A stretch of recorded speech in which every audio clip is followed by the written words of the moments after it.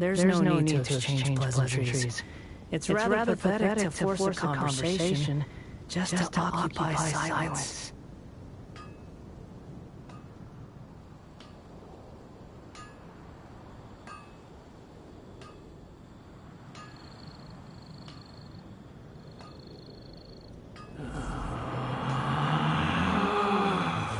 Relax. Relax.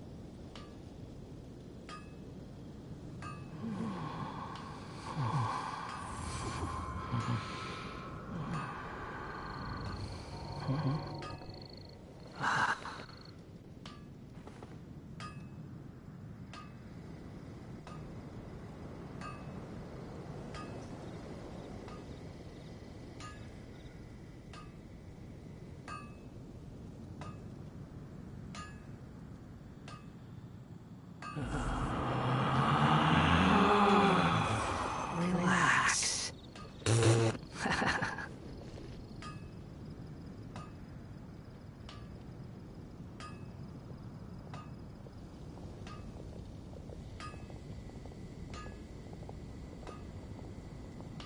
You think I've got a sharp tongue? I just tell it like it is. If someone can't handle it, maybe that's their problem.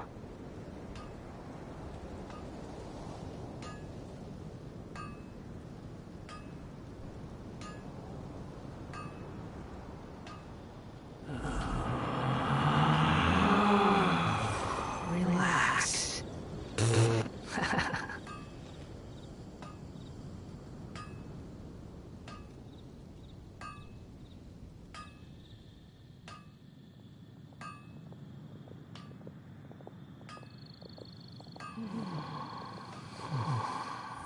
For this stream, story here, Dainsleif. We're gonna start with the story quest first because the Archon quest has more importance.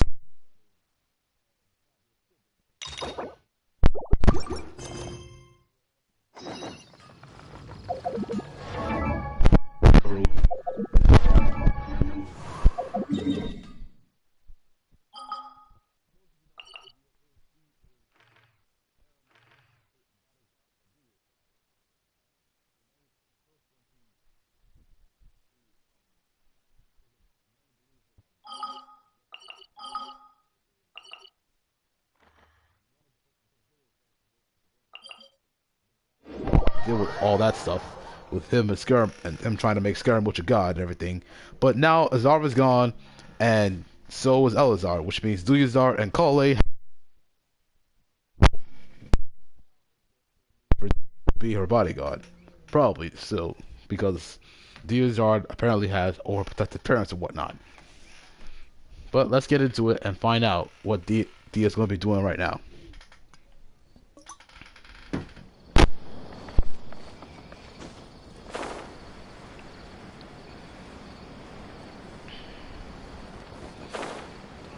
I really don't.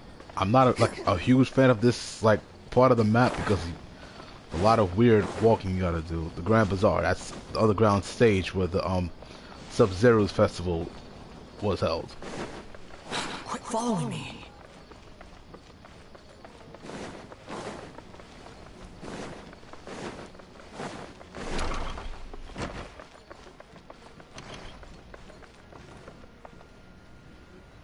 Let's see what we'll find down here in the Grand Bazaar.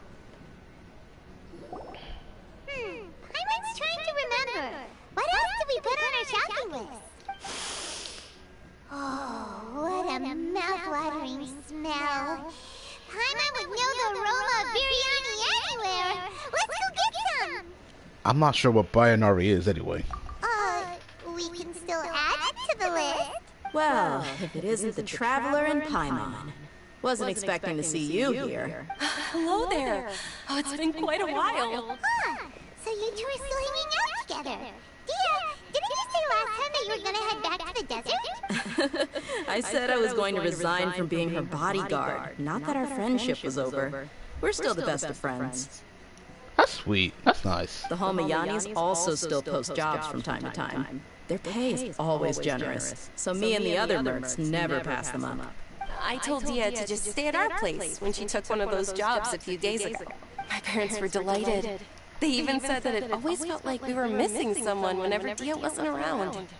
That sounds like something they would say, all right. They're always so welcoming. Anyway, the job is already taken care of, so I was going to head back to the brigade as soon as I finished a little shopping. But the master kept insisting, and I ended up staying for another day. You can stay for as many days as you want, Dia. Father hasn't even gotten around to treating you to his best dishes yet. You know I'm not the kind of person to stay put in one place like that, my lady. Don't worry, though. There'll always be next time. If you're not her bodyguard anymore, you don't have to keep calling her my lady, do you? She said they'll treat you to the best dishes! I can't believe you can still refuse that! Ignore her. Wait. She's kind of a fat ass. Didn't you say last time that you would take me on a trip to the desert? Why don't you just take me with you today, when you leave? There are so many places I still haven't visited yet. I'm sorry, my lady, but no can do. There's still a few things I need to take care of back at the brigade. Besides, the desert hasn't exactly been the most peaceful place lately. Even after the sandstorms died down? Come on, not this again. That's also what you said last time and the time before that. I know, I'm sorry.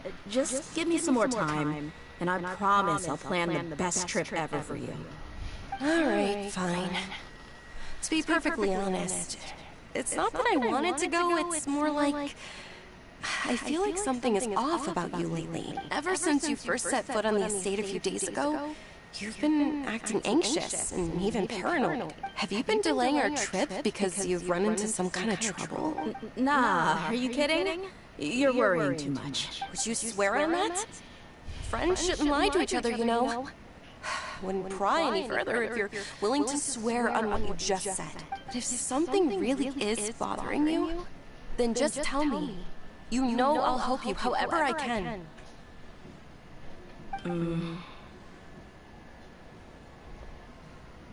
Oh, looks like Junior's out was onto something.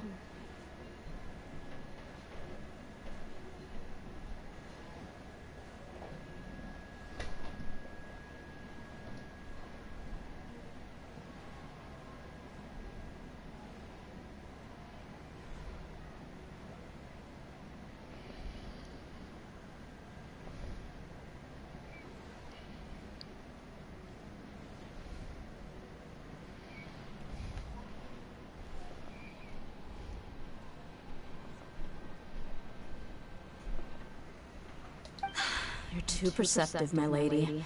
Seems I can't hide anything from you.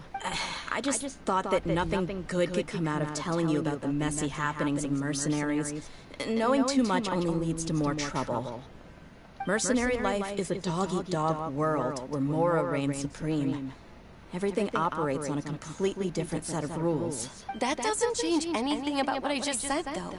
We're still friends, and I can only support you if I understand what's bothering you. My lady, you're not gonna stop until you drag it out of me, are ya? All right, I'll share what I know. Let's go somewhere else first. This isn't exactly the best place for a discussion. Okay, let's talk here. Just try not to draw any extra attention. As you may already know, the Eremites have both a lot of mercenaries and a complex organizational structure.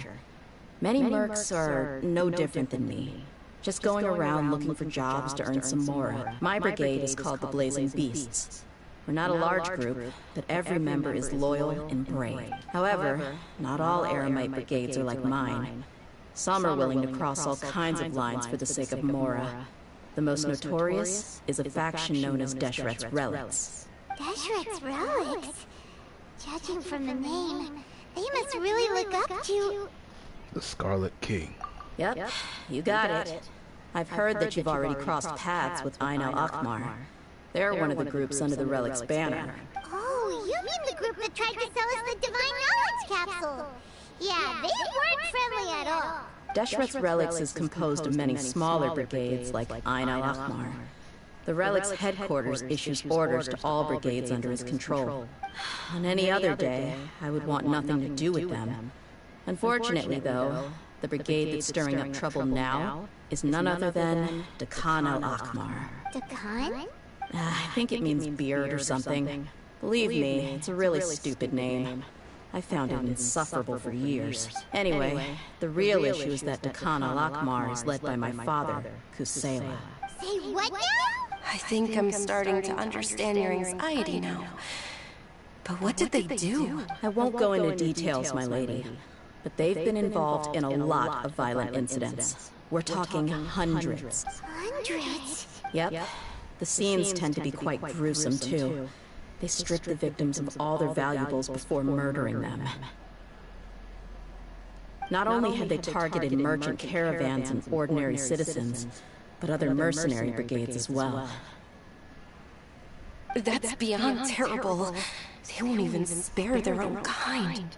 I don't know how Deshret's Relic sees it. All I do know is that Dakan al-Akmar has become more and more aggressive over the last few years. If I don't do something about them, then even my brigade or the people of Aru village could become their next target. I just wish I knew what's driven him to do this. Yeah. How can your father do such terrible things? I don't know. People change. He's always been pretty pathetic. But at least in the past, there were still a few lines that he wouldn't cross.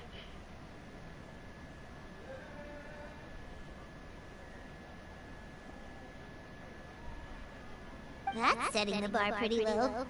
I mean, if he was even remotely decent, then why would I have to leave the brigade and cut all ties with him?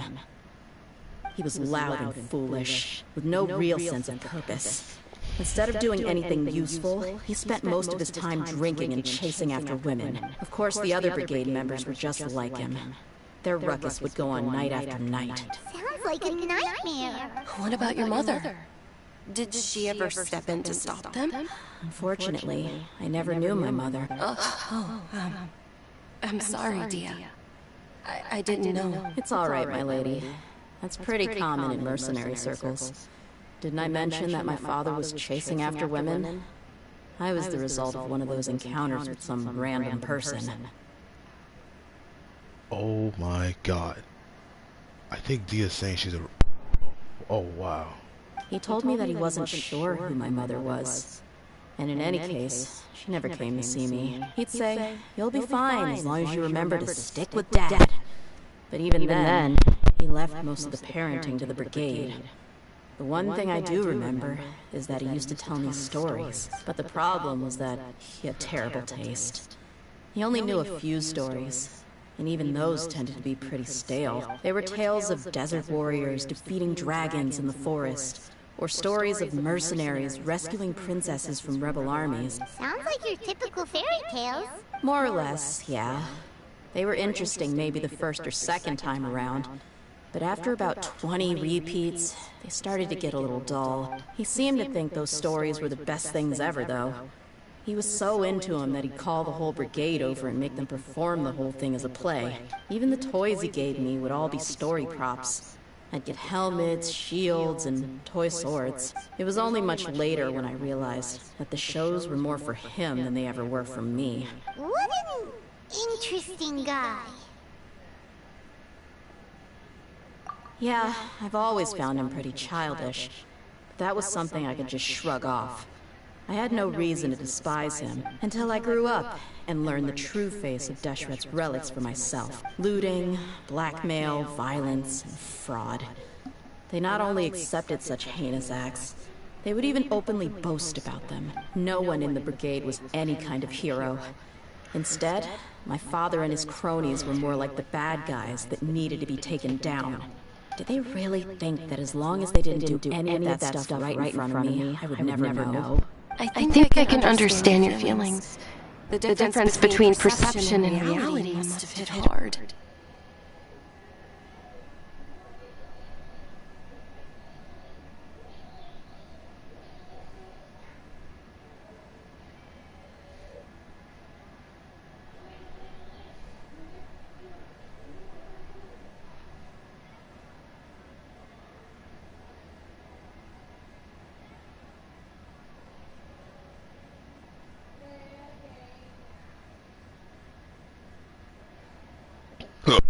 Excuse me. Yeah, but don't worry, my lady. It's all water under the bridge to me now. I had a huge argument with my father and left that place behind for good. I'm not investigating them due to any bitter feelings I still have towards my father. I just want to protect those that are close to me. You just want to find out why they suddenly started causing so much trouble. Yeah. I told the boys to gather as much information as they could. Most of the reports concern violent incidents, but there's also some talk of smuggling. I see. But isn't this investigation incredibly dangerous? It is, but every mercenary lives life on the edge. It's a lifestyle that I enjoy. That may be true. Yep. But it'll be impossible for those who care about you not to worry. Well, now you get why I didn't want to share any of this with you. What should we do? They both have valid concerns. Huh? But there's no need for you to get caught up in this mess, too. Well, he's super tough, so if he went into the desert with you, then Paimon bets the problem will be solved in no time. I'm inclined to agree. I'd feel a lot more at ease if you took him along to help. I'll wait for news from you in the city until then. Please, stay safe. I'm honored that you care so much for me, my lady. All right, then let's get moving. Our first stop will be Caravan Rebot, where we can catch up a bit with my fellow mercs.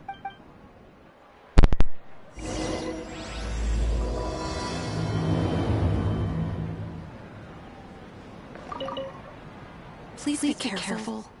I'll stay in the city and wait for news from you. Just don't do anything reckless. All right.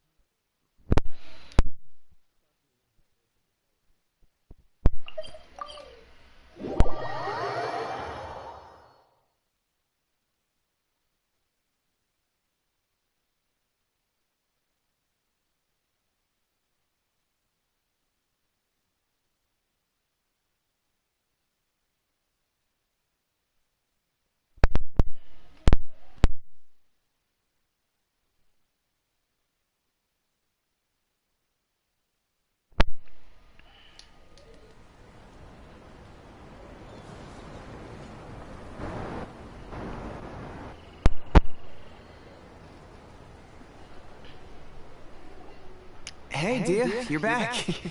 Are these two friends of yours?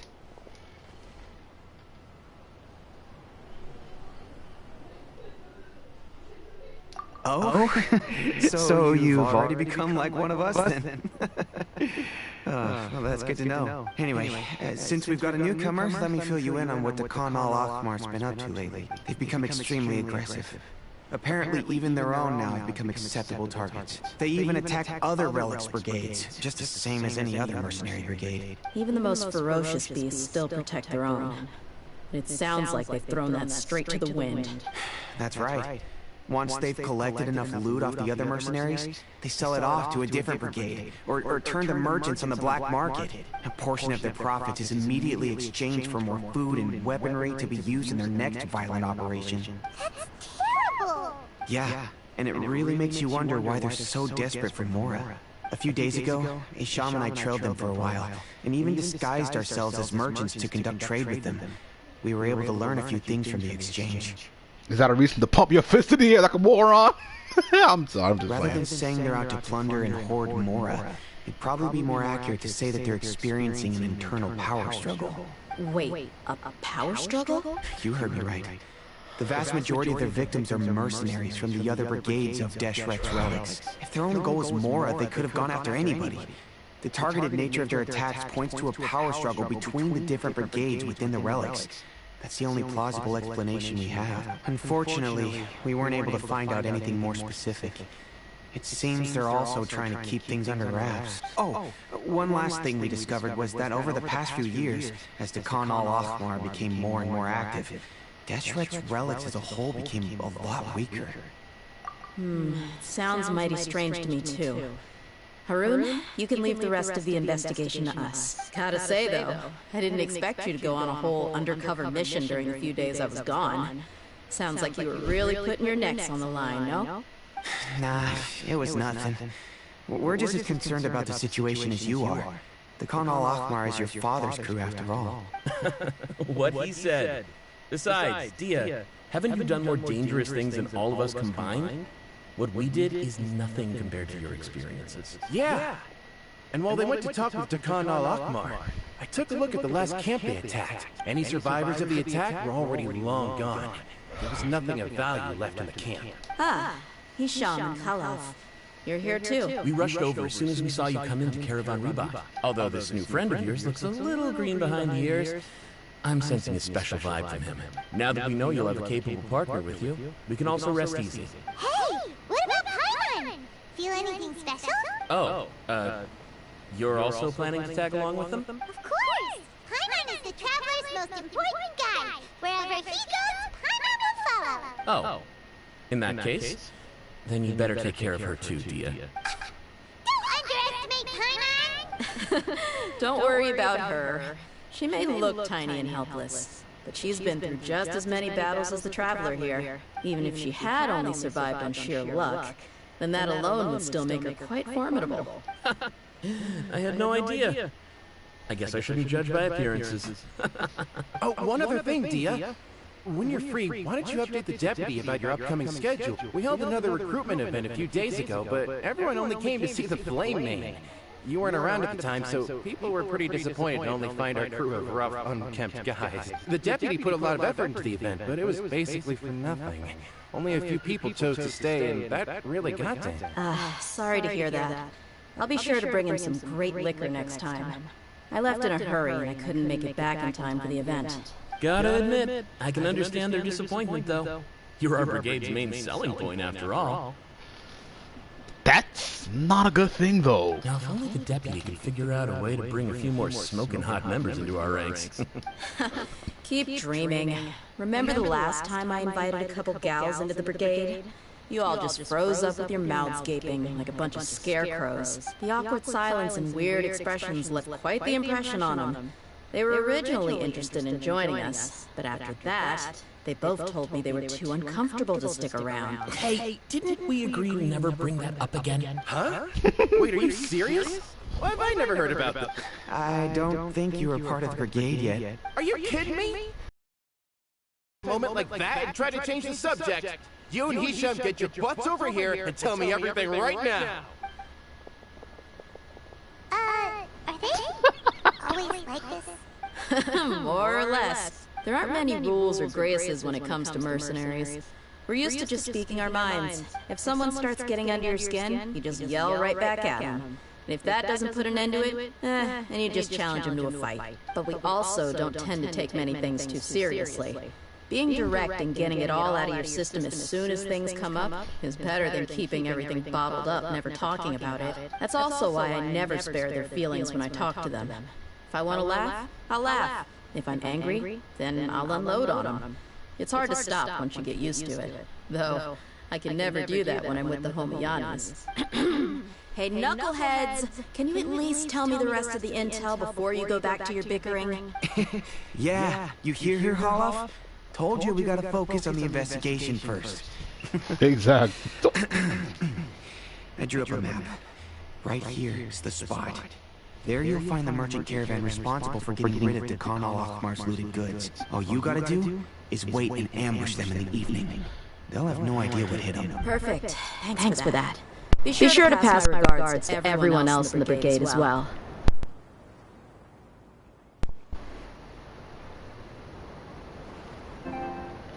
Will do.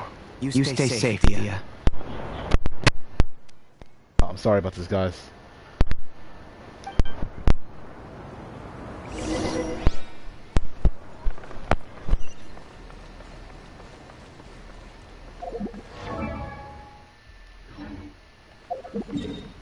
At least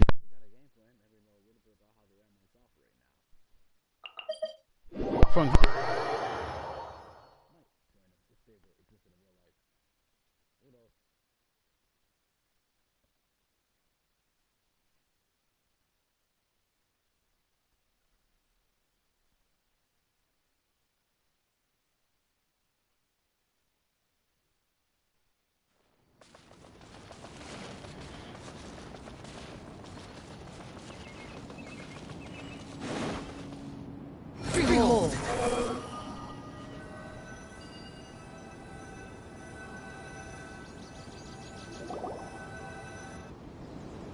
This should be the place.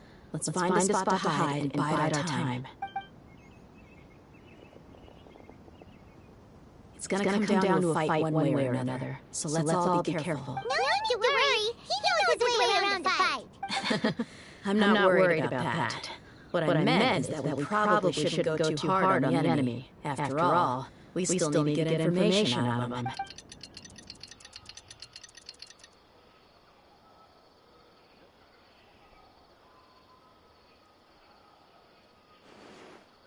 Here they come. You ready? Let's not give them a chance to react and end this quickly.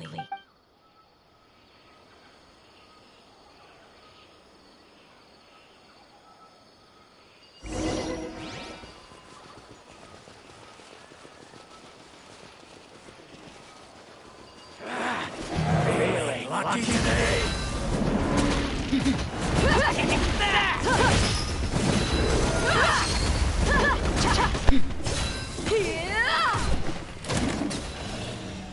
Squall and Fury.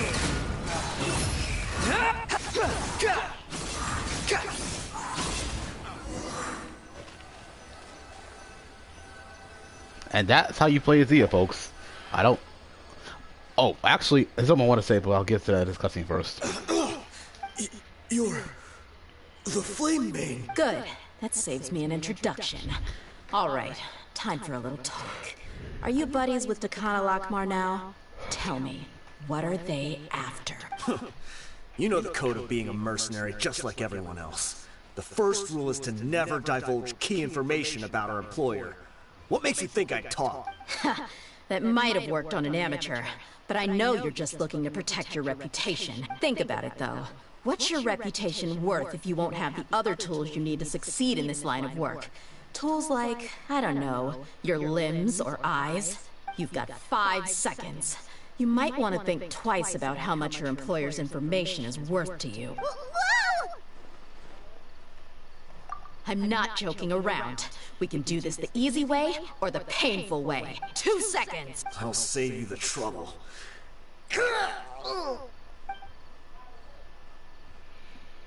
He just ripped his arm off on... Huh? Are you crazy?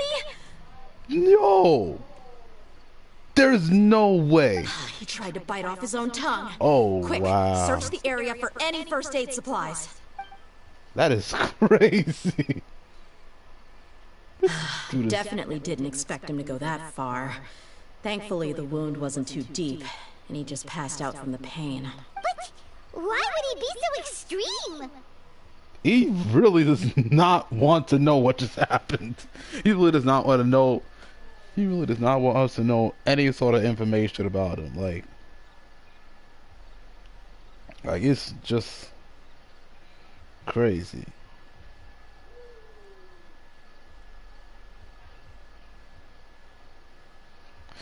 Okay, hello, whoa, welcome to the stream. I don't know if that's your real name or username, whatever the case may be, but hey, welcome.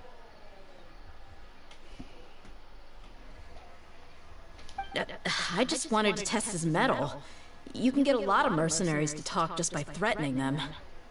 I didn't expect him to be willing to go through so much pain just to deny us some intel. Well, He's out cold for now. We could wait for him to wake up, but maybe it's not a good idea to interrogate him any further. What should we do? Okay, I'll call you Cass then. Hello, Cass. Welcome to the stream. Yeah, don't worry about it. It'll be a waste of time to interrogate him again after that. He might just hurt himself again if we start asking. There are lots of goods around here. Let's search the area. Maybe we'll be able to find something. I'm really sorry. You gotta respect his dedication, though, straight up.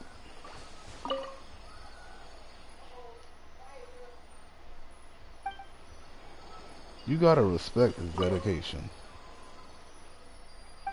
You really do.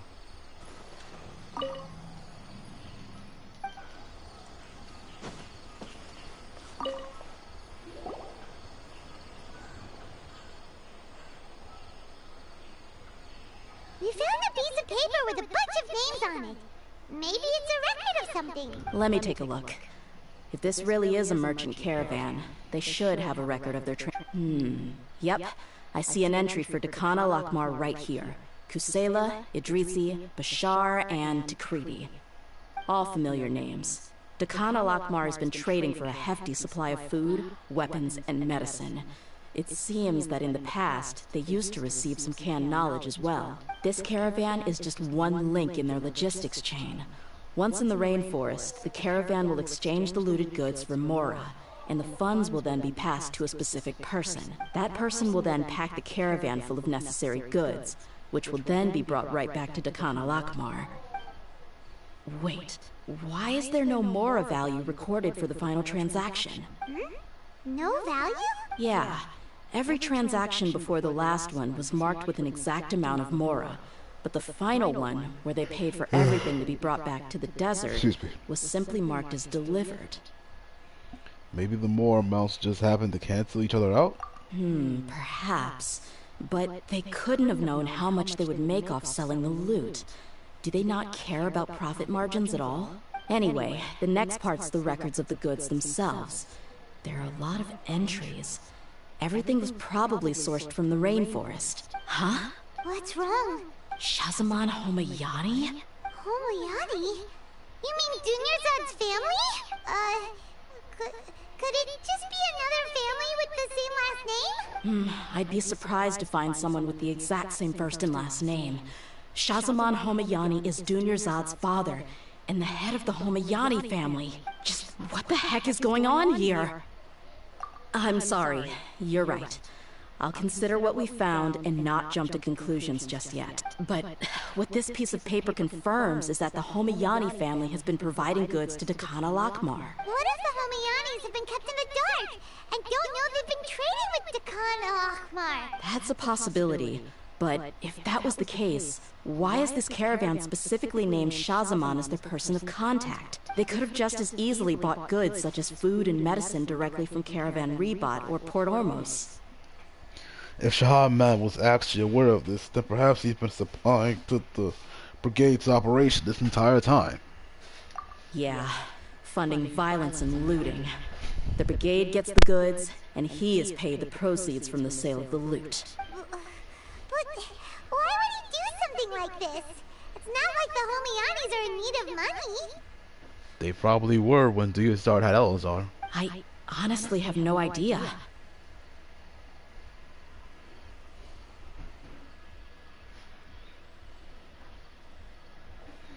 I actually don't know much about Genshin. I'm still at a low AR. Oh, I wish you luck in getting your AR up. And you actually get wishes from completing quests, so it's not so you won't be doing it for nothing. I've been to their estate many times, and I've never noticed anything suspicious. The only potentially large expenditure I could think of would be the treatment costs for Dunyarzad's Elazar. Maybe they borrowed a lot of Mora in the past? But that's still just a speculation. I don't think the Master would stoop so low to make Mora. You're probably right. I know my lady's personality, and she wouldn't deliberately keep something like this from us. But what should we do now? All we found is just another mystery. If you ask me, We already have no choice but to confront her about this. I'm not worried. Yeah. It's too early to make a verdict yet. I still have faith in the Homeyanis. Let's go find my lady again. We'll tell her everything and see if she's willing to lend us her support. If we're lucky, we can not only figure out the mystery of this paper, but also follow the trail of breadcrumbs to the people responsible at Dakan al-Akmar. Dia, are you sure this is the best decision? What if instead of getting the help we need, we just end up revealing everything we've discovered to the enemy? I've considered that possibility. But even still, I want to tell her what we found. I think I owe her that much. True friendship is built on trust. She showed genuine concern for me when we first brought up the topic. I can't repay her kindness with doubt and suspicion. That's not how I deal with people. You're right. Paimon wants to trust Dunyarzad too. Yeah. Let's pay another visit to Sumeru City.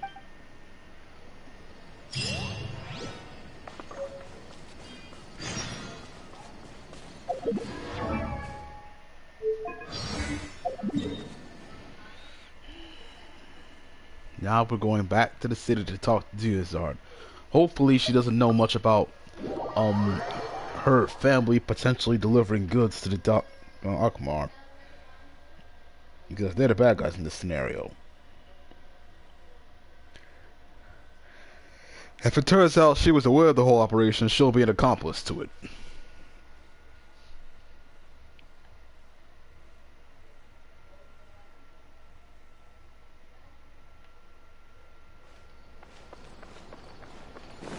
Now we probably gotta go back to the Grand Bazaar, I bet.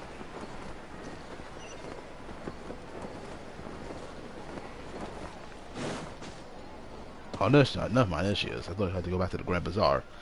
But thankfully, we do not. Alright. We're back, my lady. Oh, you're back a lot sooner than I expected. You mustn't have run into any trouble then. Well, how did it go? What did you come up with? Actually, we're still investigating. It's just that we've discovered something strange. I see. The clues you found have led you back here, in the city? Something like that. You all look a little dispirited. Whatever you found must not have been very encouraging after all. Why don't you discuss it with me? Maybe I'll be able to say something to cheer you up? It's okay, my lady. It's not so much about me being upset with my father or anything like that. How should I put this? Your father may be an accomplice to this whole operation. So something is wrong. Even the Traveler and Paimon have been uncharacteristically quiet. We have reason to suspect that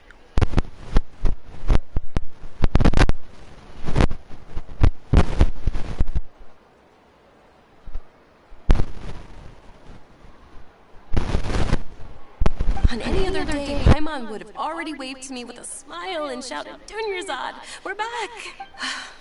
So tell me, what happened? Well? My lady, please prepare yourself for what we're going to tell you next.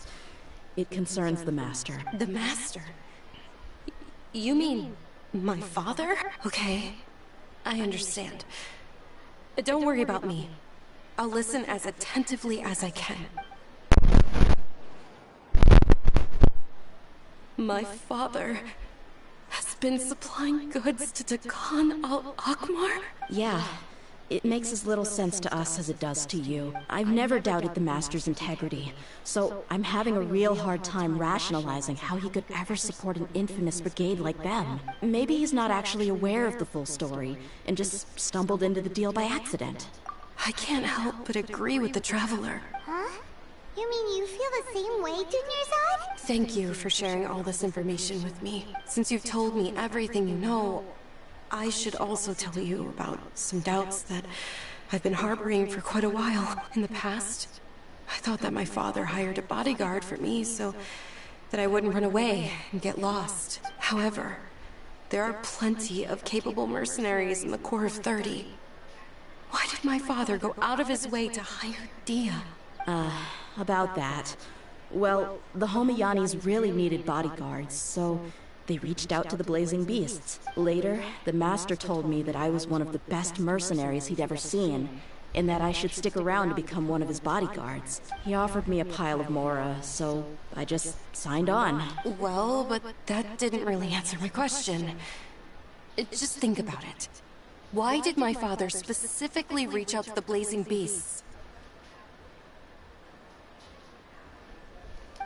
Maybe the Corps of 30 just didn't have anyone available, or maybe someone recommended us. I've never given it too much thought.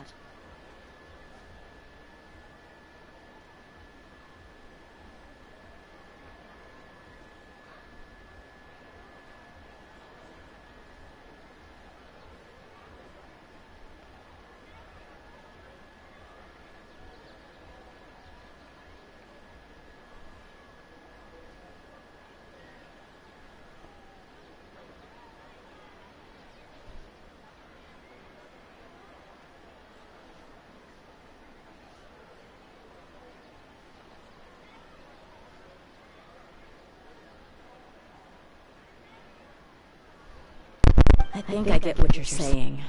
You think none of this was a coincidence. Precisely. At first glance, nothing seems strange or out of place. But there are many parts of the story that don't actually make any sense.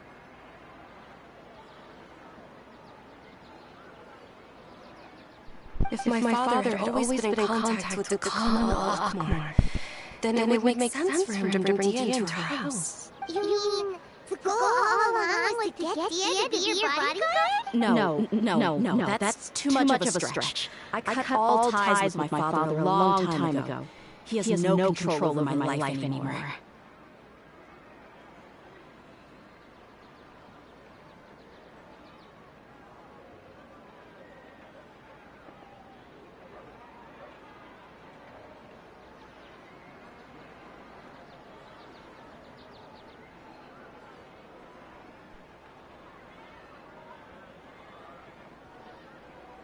But that still doesn't rule out the possibility that your father has still been trying to influence your life without you knowing. So the Master was not likely an innocent victim in all of this?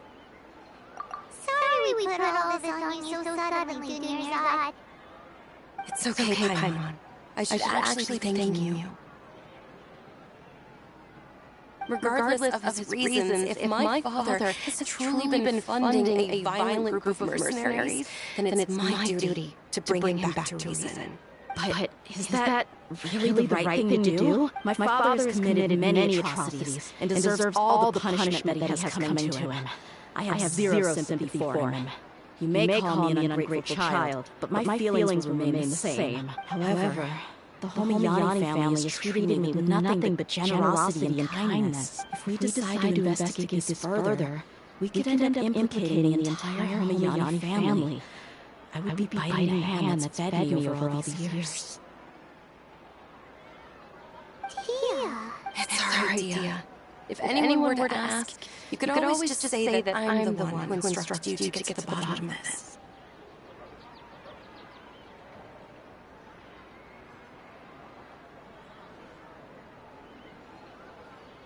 You don't have to do that, my lady.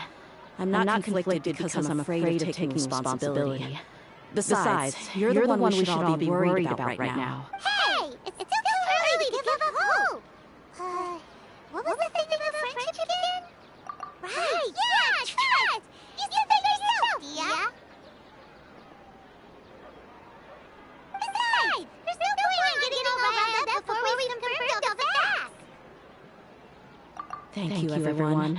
That makes a lot of sense. I guess I should always remember the trust that I placed in people.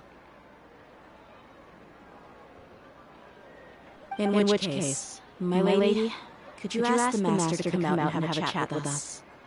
Sure thing. I also hope he'll be able to give us a logical explanation. Usual place? Oh, right!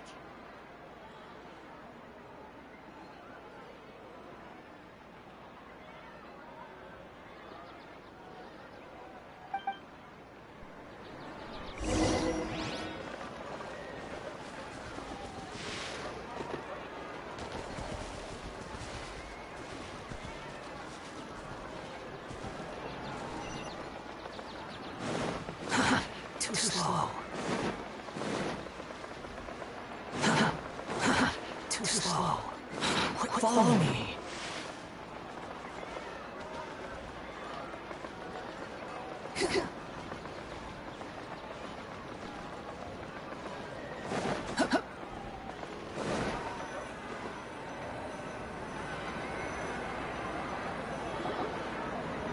Thank you for coming, sir.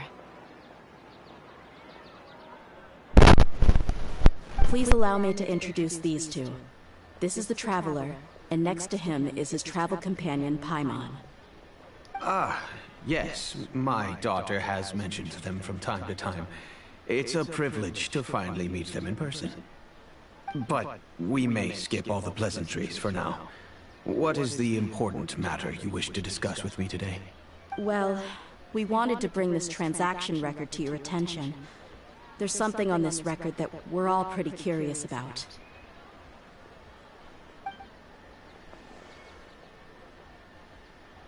So, that's what you found? Seems like I can't keep everything from you much longer. Hold on for a sec, guys.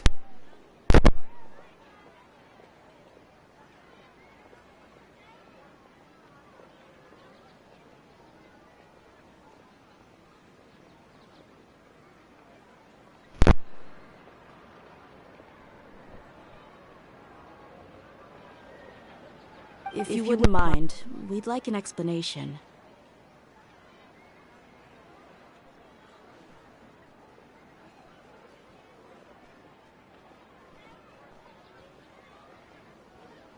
Well, it's a long and difficult story. And to be perfectly honest, I'm not sure if I'm doing the right thing. What I do know, though, dear, is that the truth will bring you no solace. If anything, it will likely cause you a great amount of anguish. Wait, me? Yes, I understand perfectly why you came to see me. And I am touched by your collective commitment to do the right thing. But knowledge always comes at a price. And sometimes, as they say, ignorance is bliss. Your father, Kaeya'a, and I both believed that. Of course, you have the right to seek and learn the truth, but I must warn you. The facts of this matter may reduce everything you've built for yourself into sand, blowing in the wind. If you must proceed, then Kaeya'a's heartfelt efforts will also fade into the wind like a fleeting mirage. His heartfelt efforts? I'm sorry, sir, but I'm not sure I follow. I've made it this far in life without a single drop of my father's support. I have my own ideals and ways of looking at the world, as well as people and causes that I've chosen to cherish and fight for. None of these things have anything to do with him. I came here today to support you as the head of the Homayani family. No warning will change my stance on that. I understand. Then let me tell you a little story. Our family once needed to take a trip to the desert when Dunyarzad was just a baby. Along the way, we were attacked by bandits. They had superior numbers and quickly overpowered our bodyguards. When all seemed lost, a group of passerby Eremites lent us their support. Those Eremites were Kaeya's brigade, Dekan al-Ahmar. Kaeya's men told me that the attackers were Eremite mercenaries, just like themselves. I was shocked. Why would Dekan al-Ahmar go so far to save us and not spare the fellow Eremites? Kaeya was grinning and walked over to play with baby Dunyarzad. She was startled by his unfamiliar face and nearly started crying. Really? I never knew. He said that he had no particular reason to help us. He just took pity on us because he had a daughter about the same age. We started talking about our children, and I sensed that he was a devoted father. To repay his kindness, I hired his brigade to help out our estate for a time, and offered everyone generous remuneration. So, that's what happened. So he... It was many years before I saw him again. I almost didn't recognize him the next time he came knocking on my door. The man I knew to be strong and healthy had been reduced to a shell of himself. He couldn't even walk anymore without his cane. So, what happened to him? He was perfectly fine when I left the brigade. I'm not too sure myself. The only thing that didn't change was his cheery disposition. He said there was absolutely nothing to worry about and that he had gotten into a fight. That was all. He then suddenly asked me if Dunyarzad, now that she had grown, would need a bodyguard of her own. At the time, Dunyarzad was going through a particularly severe bout of her Elazar. There was no need for her to have a bodyguard when she could barely leave the house. But he kept coming back to the topic. Come on, it never hurts to be safe. How do you know a bodyguard won't come in handy one day? I was completely lost at first, until he recommended the Blazing Beasts, and in particular, a mercenary named Dia. So he was the one who recommended Dia to you. Indeed. He didn't say it out loud, but it was clear that he saw Deshrek's relics as an evil group who would eventually corrupt every member in their ranks. He was already beyond redemption, but he hoped that he would be able to detach his daughter from the vicious world of mercenary life.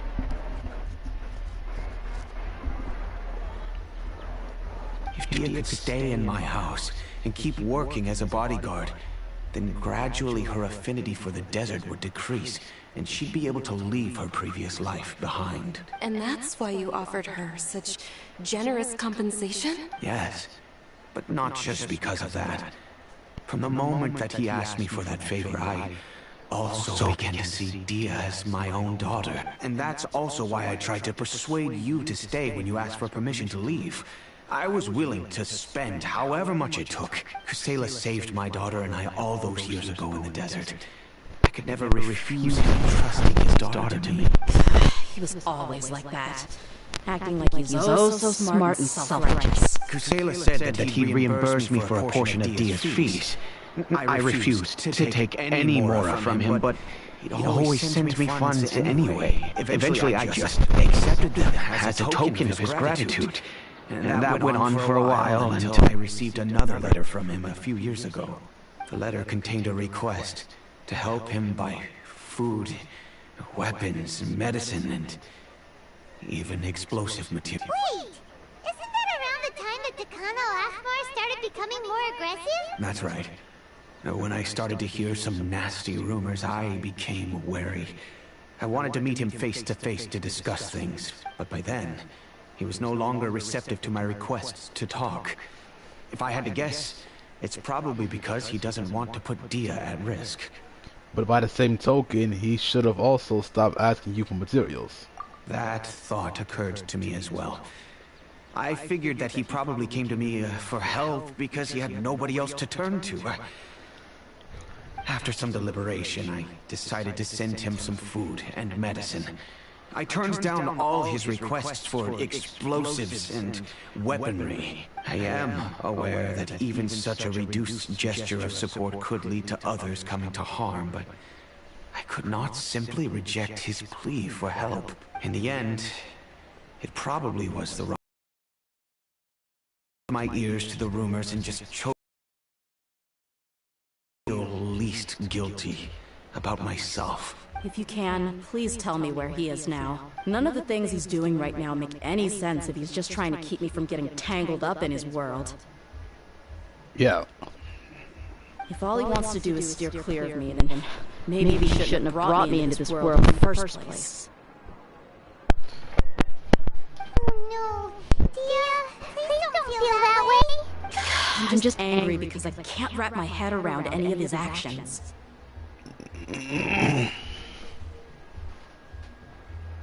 Another way?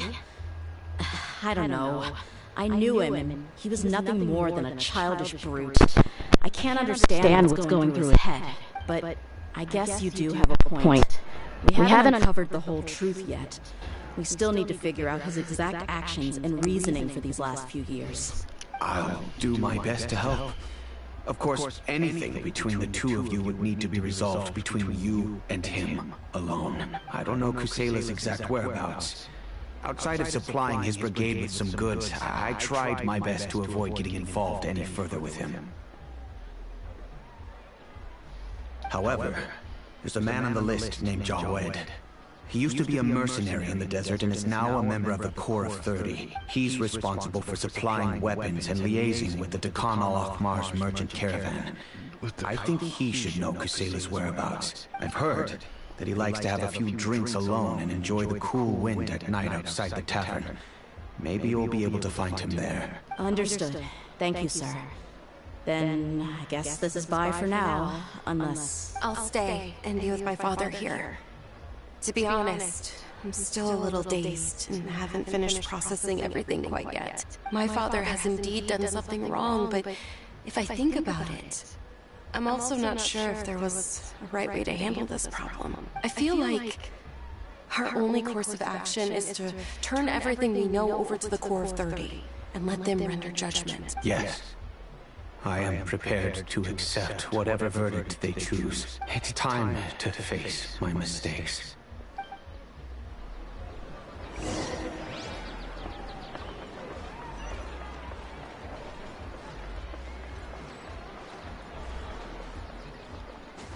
Look for Jawed at night. Okay, so now we gotta adjust the clock to the night time.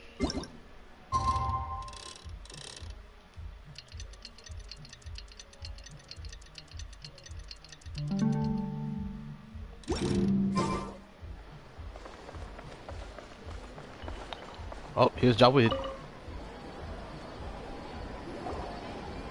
Huh? Who are you guys? I know what you've been up to. Smuggling weapons to violent brigades in the desert while working for the Corps? Pretty bold, if you ask me. Shh. Keep your voice down. How do you know all that? Come with me. We should take this elsewhere. I'll be happy to talk things over once we're somewhere private.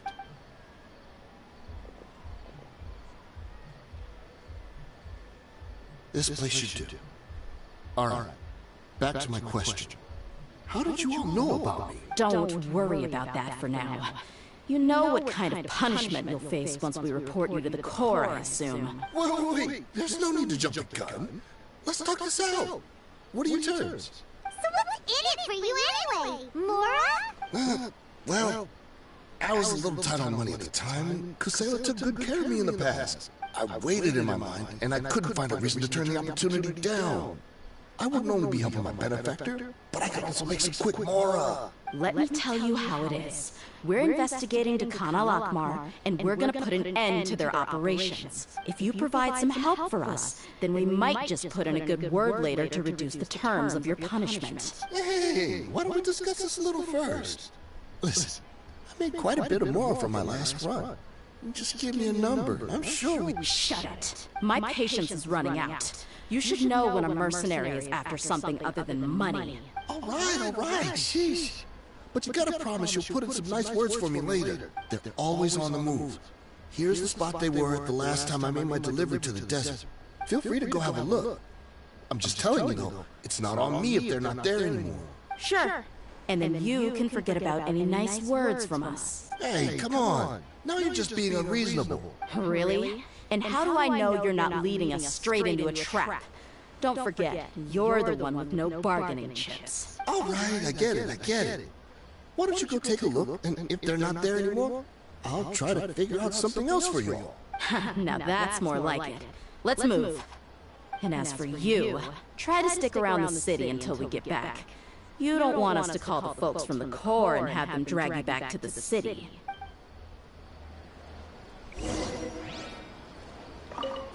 Don't worry. I'm not going anywhere.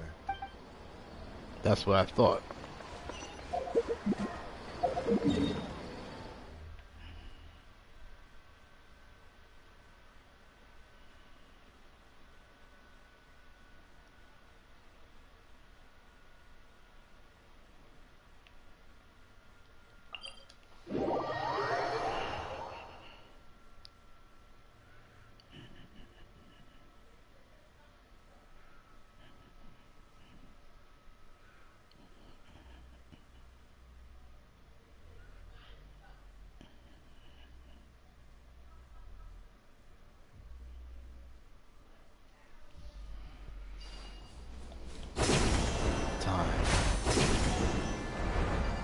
finally get to the bottom of this.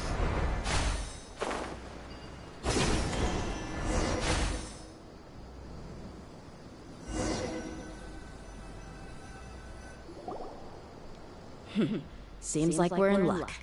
That should be their camp right up ahead. Let's go. We'll finally get to the bottom of this ourselves.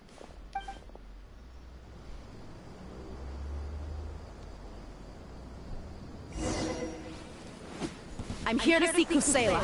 Tell him to get out here. Damn. Why are you here?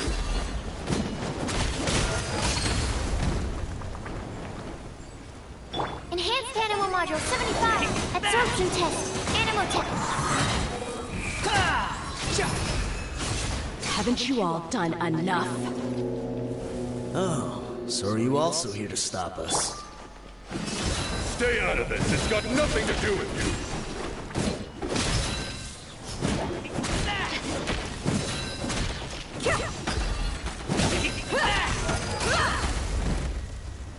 Absorption test. Animal test 6301. The wind rises.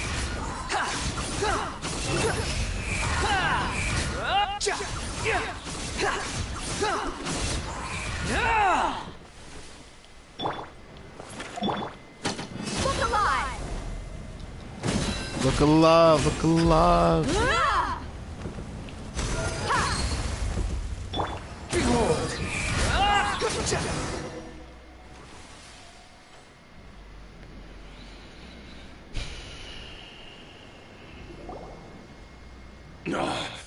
She's so strong.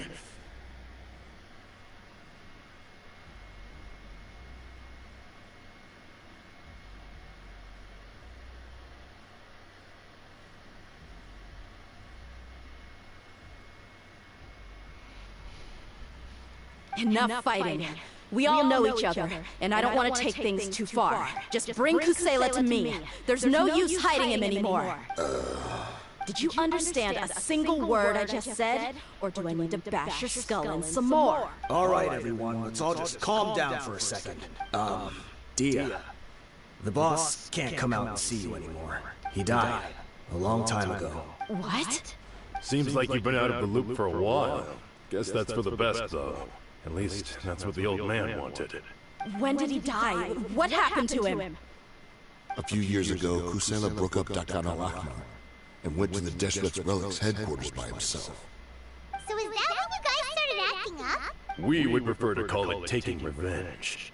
Every last person in Deshret's Relics must pay in blood for what they did. Let me start from the beginning. Dia, do you know how the head of the Relics maintained order internally? Overwhelming strength and unquestionable authority? Those were a part of it, yes. But just those on their own weren't enough. They had another tool at their disposal. They called it a person's record, regardless of whether they joined by their own will or were coerced. Every person in Deshret's Relics were forced to leave a record of themselves at headquarters, whether it be their deepest sin, some unforgivable act, or their most immoral exploit. The record served both as a symbol of loyalty and the perfect material for blackmail. Kaeya'a thought there was no escaping the record. That's precisely it. Every one of us have a record. Me, Bashar, Tikriti, and all the boys who grew up with Dia and ended up joining our ranks. But you, Dia, you were never asked to provide a record, were you? I never even knew this was a requirement. You were probably the only person in all of Deshret's Relics who didn't know about it. Ever since you were born, Boss had been trying to shield you from this organization's sinister rules.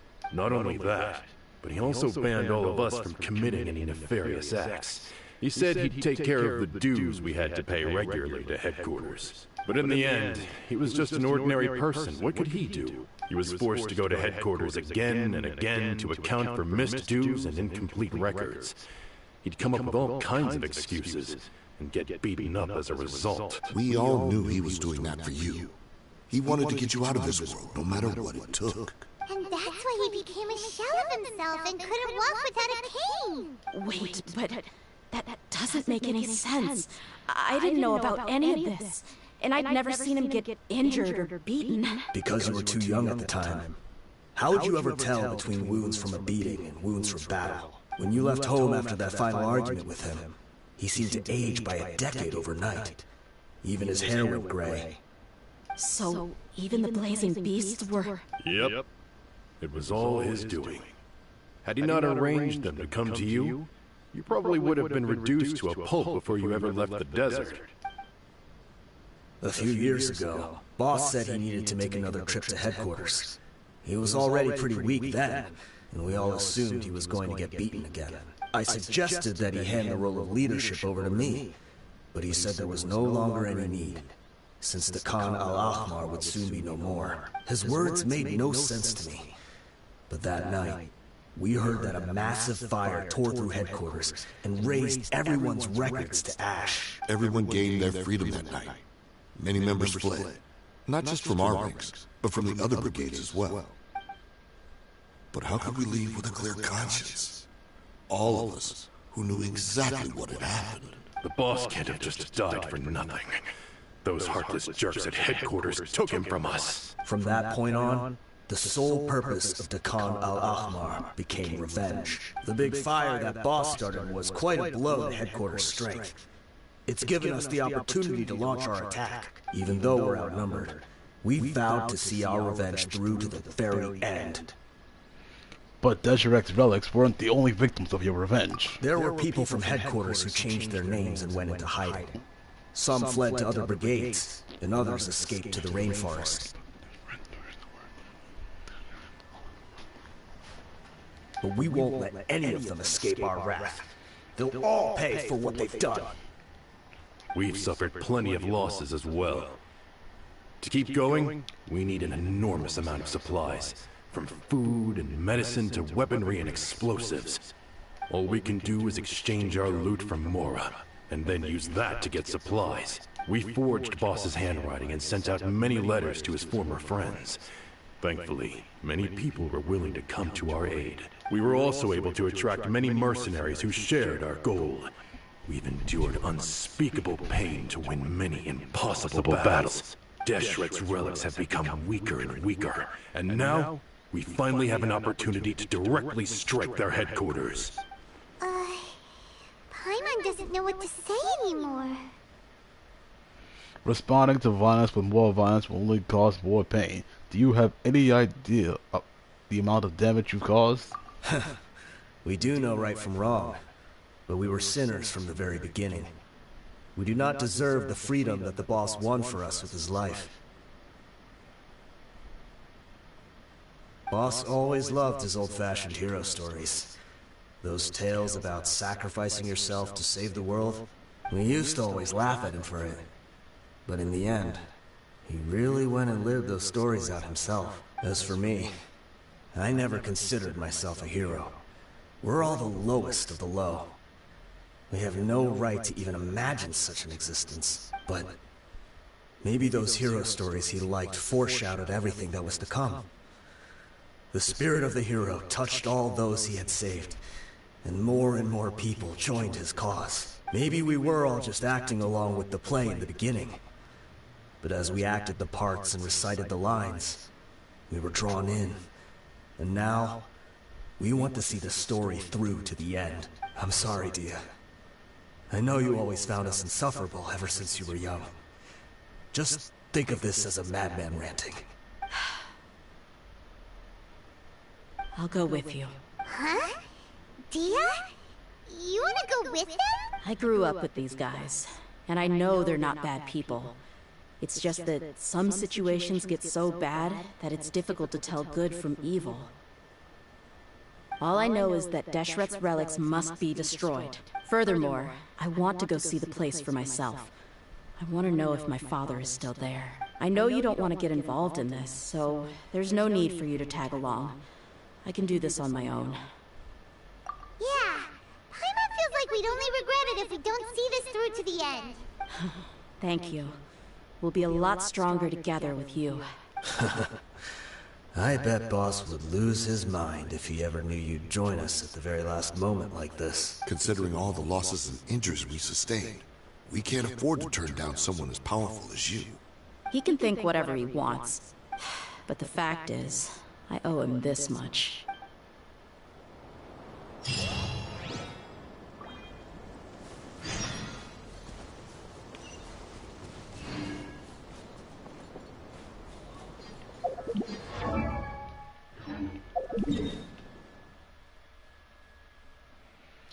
You have to go? Alright, later, cuz.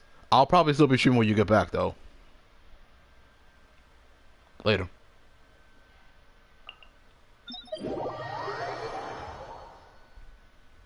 Bye.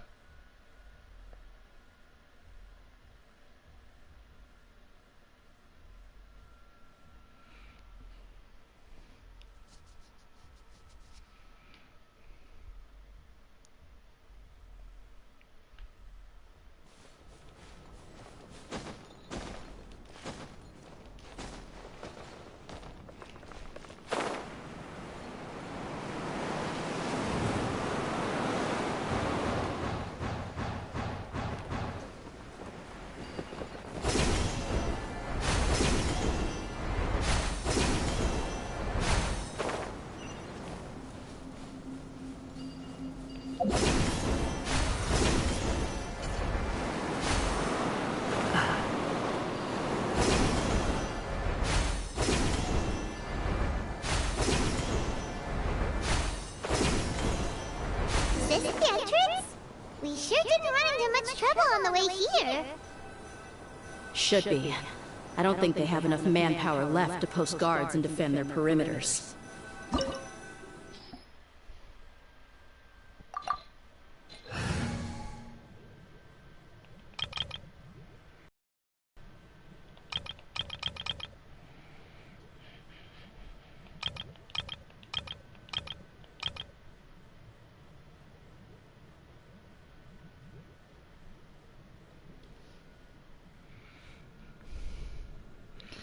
Now we're gonna go into a domain and find probably Dia's father.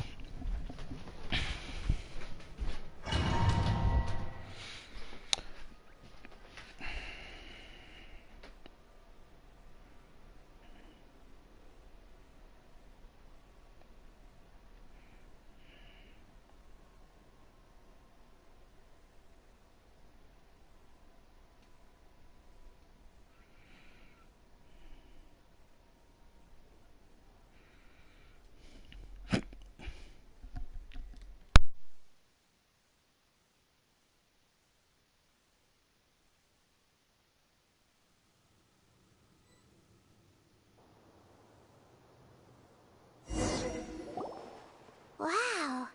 Paimon didn't expect it to look like this on the inside. They should all be holed up in here. Don't know how many people they've got left, though. Who cares? We'll round up all of them. Still, we should be careful. Even if they've only got one shot left, it could still take us out. Yeah, we'll know what they're really capable of once we've landed some hits on them. Deshret's relics may have been a force to be reckoned with before, but their name means nothing now. Yeah. Chance with you here. I'll take the lead. I've been here once before.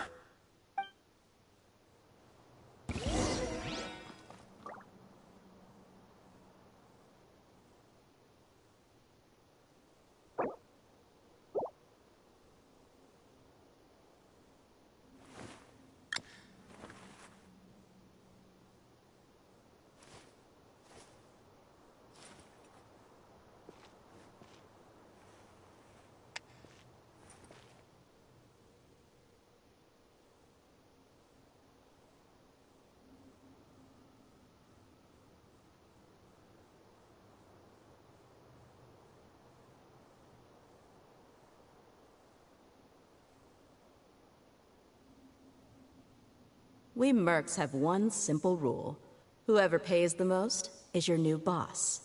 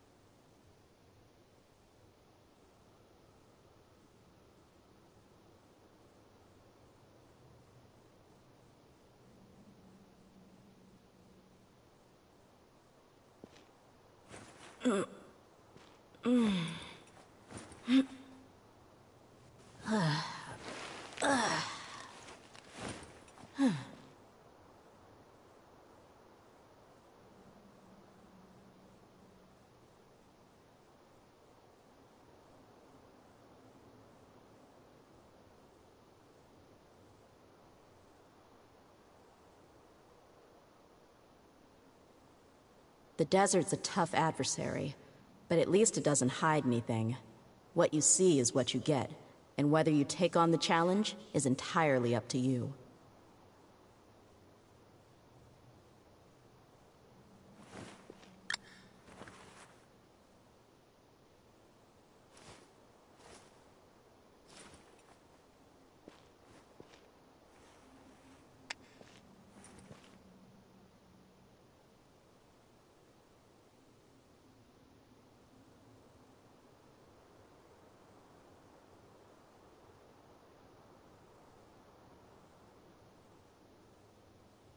We mercs have one simple rule.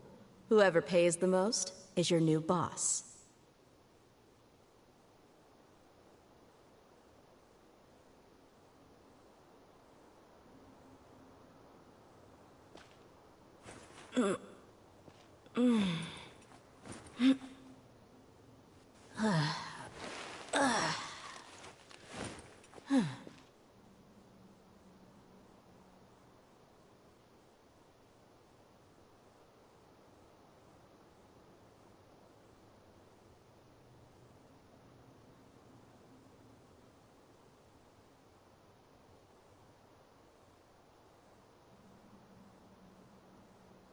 The desert's a tough adversary, but at least it doesn't hide anything. What you see is what you get, and whether you take on the challenge is entirely up to you.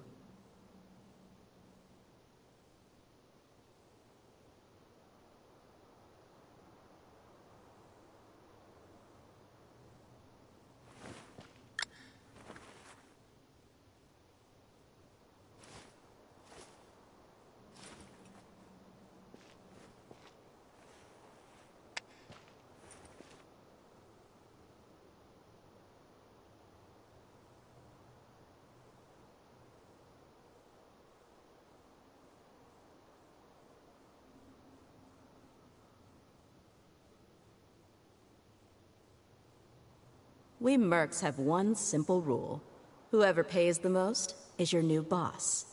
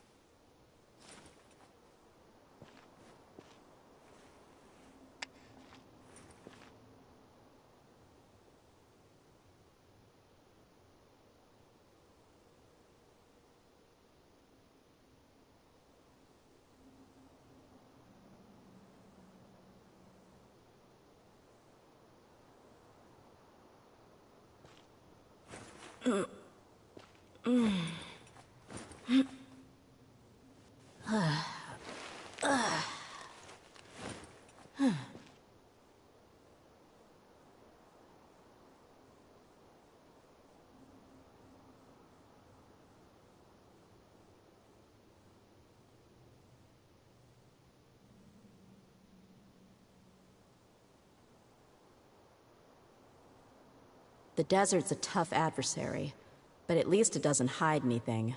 What you see is what you get, and whether you take on the challenge is entirely up to you.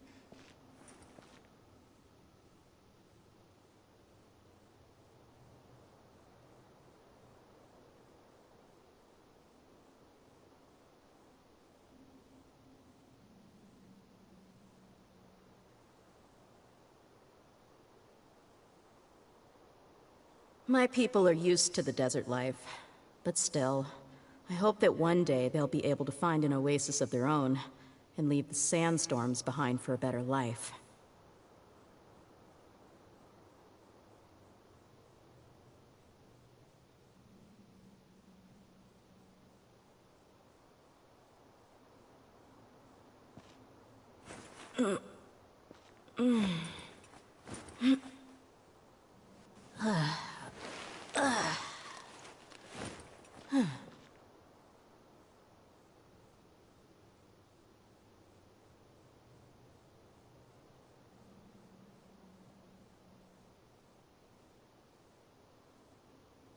We mercs have one simple rule.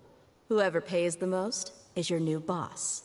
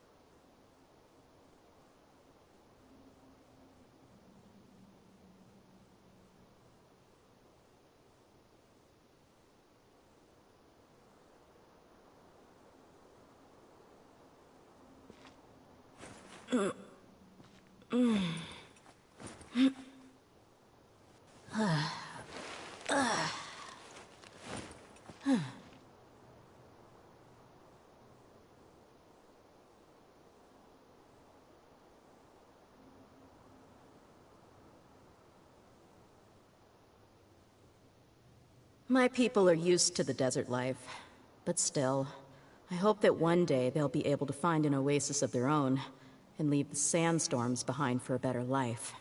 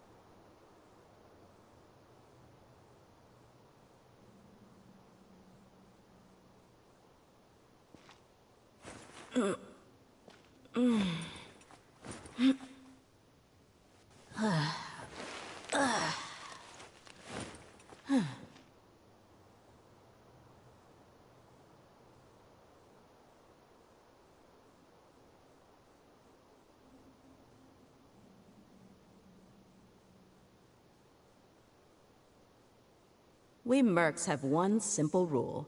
Whoever pays the most is your new boss.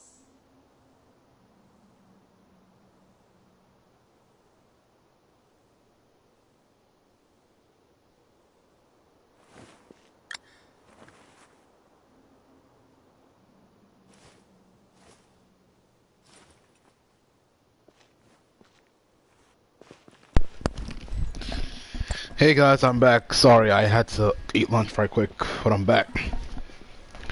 Ugh. So, in case you disappeared for some reason,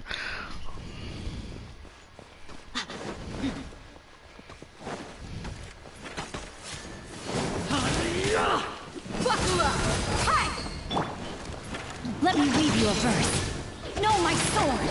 Rain outlines your fate! Dissipate! Go get it, you Agway! Don't be scared!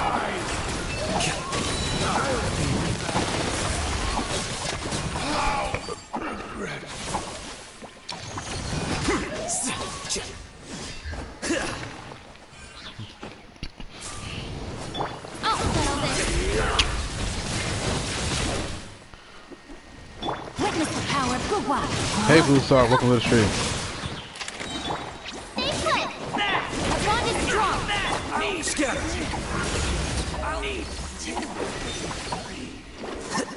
Here you are.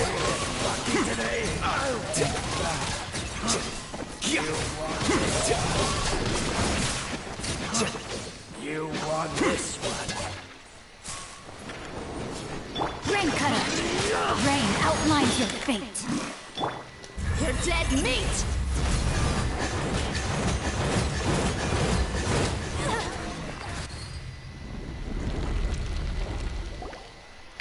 This way, follow me. We're almost there.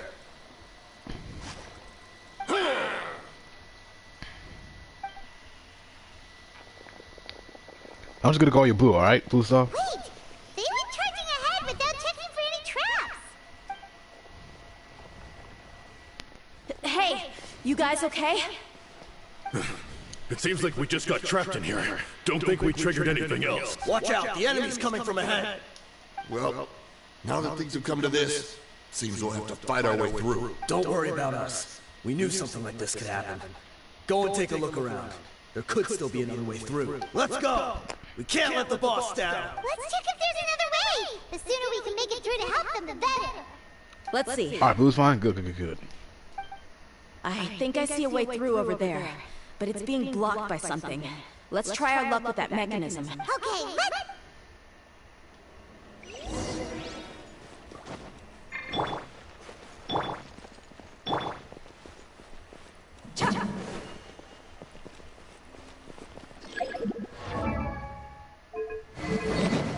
Let's see what if I see. Oh, no, but see, they always do that for some reason.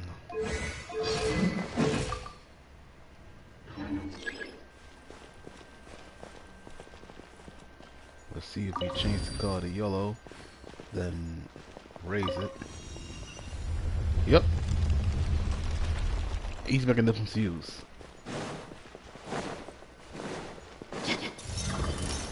Let's get it on! Don't be scared!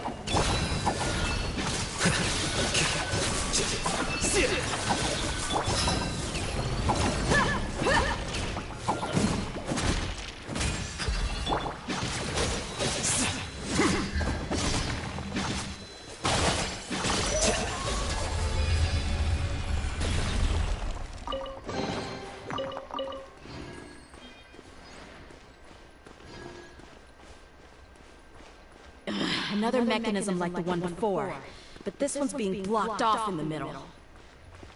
We just need to adjust it a little.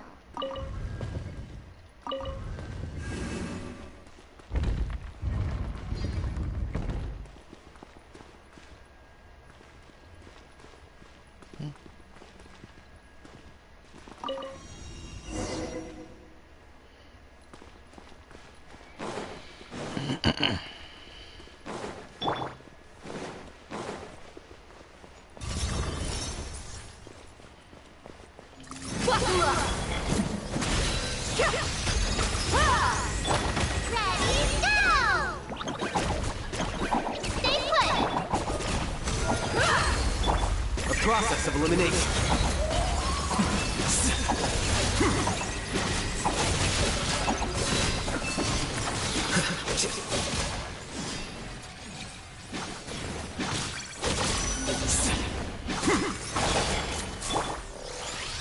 Look alive! Gloves off!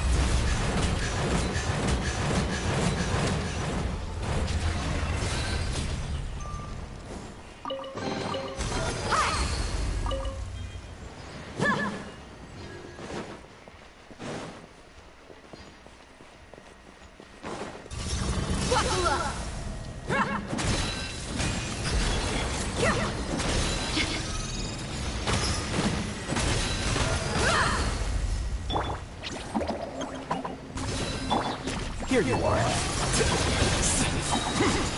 Scatter.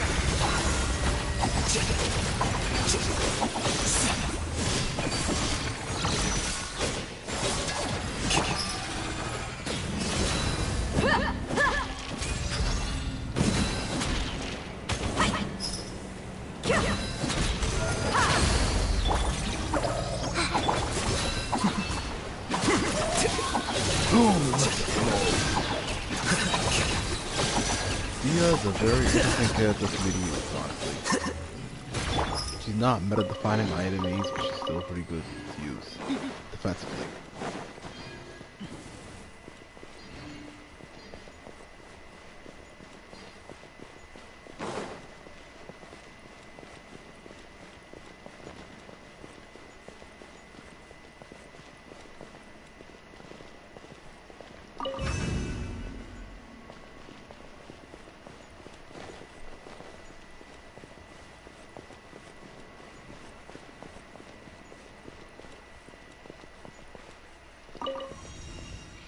Have you finished the Archon quest? No, that's actually that's actually a point of the stream.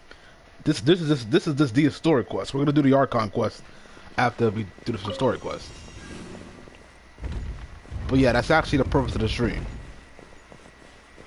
To do both the Archon quest and the historic quest. Right now we're doing the historic quest first.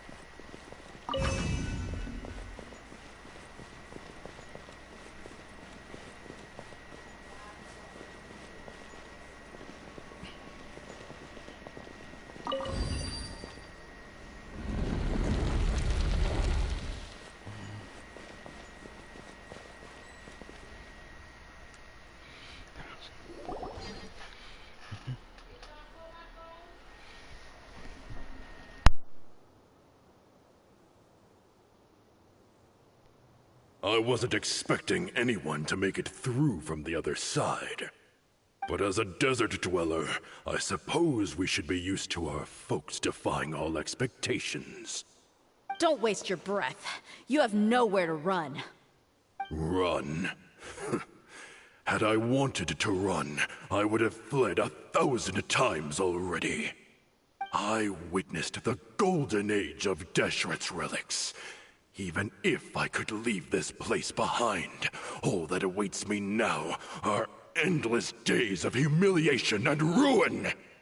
Even now, my brothers and I still believe in one thing. The greatest should never live to remember their fall.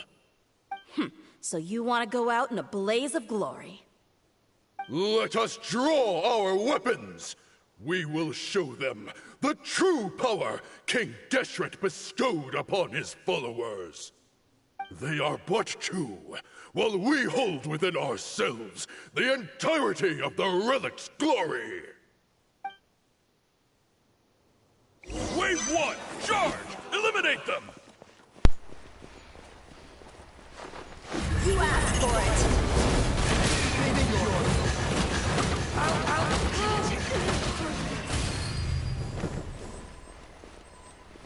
Long the jungle!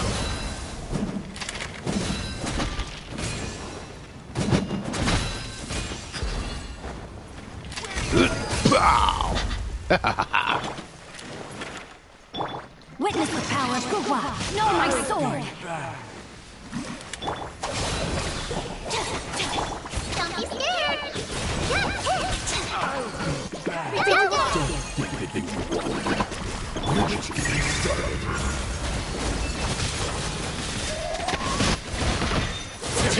Oh, I hate. Why did you tell me I'm Out of my way! Rain Cutter! Rain outlines your fate. Huh? You, Blade! You're up! Flicker. King Deshret will not abandon any one of his followers. Well, I'll regret. Gloves off!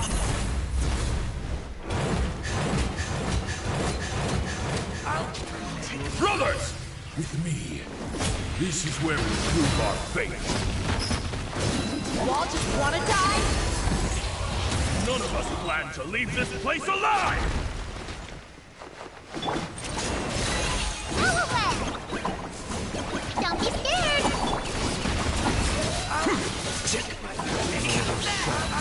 Your sacrifice is ready. Any more time? Oh, you gotta be kidding me. I'll hate to die. Your wings and raise a storm!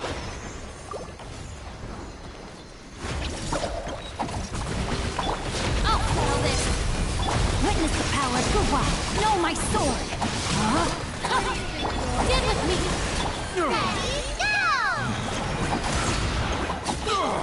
The golden slumber.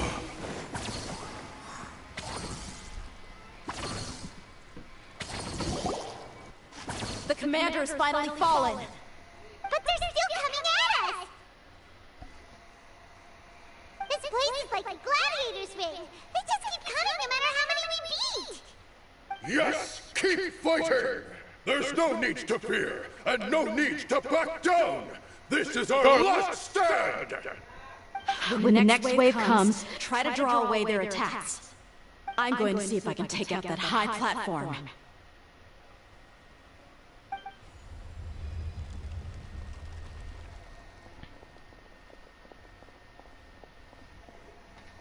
Get out of my way! Come and face me, Michel! So they've broken through the front as well.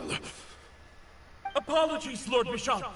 They fight like absolute madmen! No matter how much we throw at them, they just keep coming for more!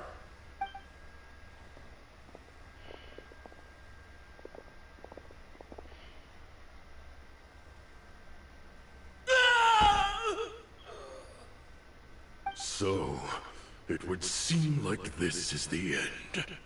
Time to pay for everything you've done, Michel. You think I would give you that opportunity?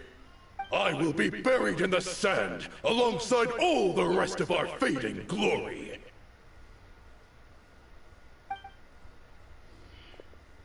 Hey, wait!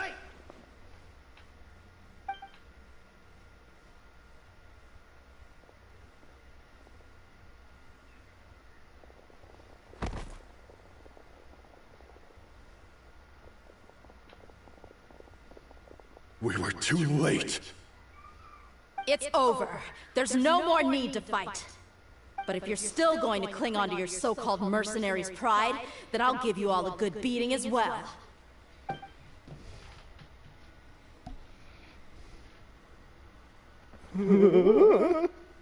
Hey, Dia! I found the mechanism. I'll get you all back up here right away. Let's go.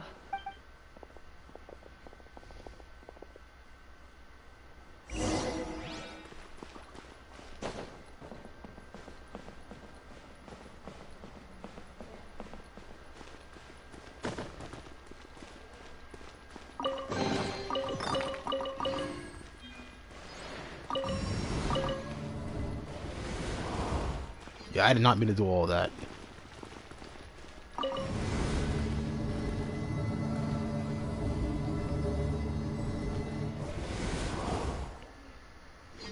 Who are you filthy rats? And why are you always pestering us? You call yourself a member of the infamous Deshret's relics, and you still can't even tell who's made it all the way to your headquarters? Who knows what intent a bunch of rats may have? We try to catch a couple, and you all just show up on the other side instead.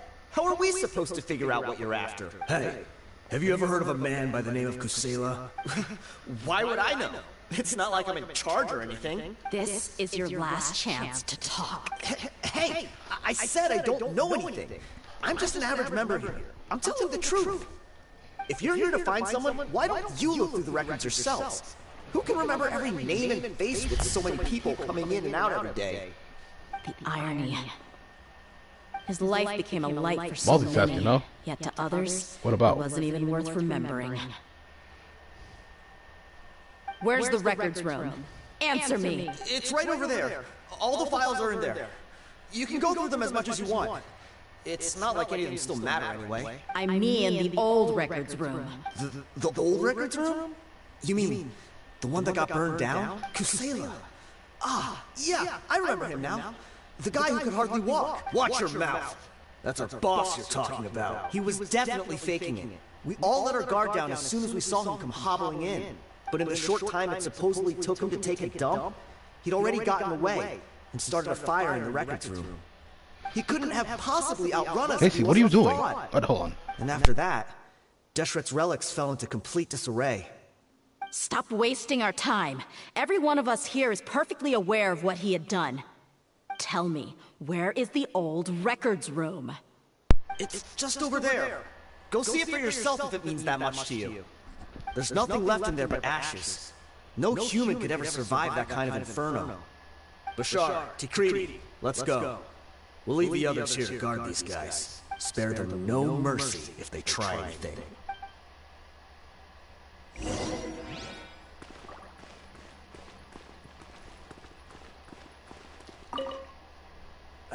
I've already told you everything I know. Can't you just leave me alone?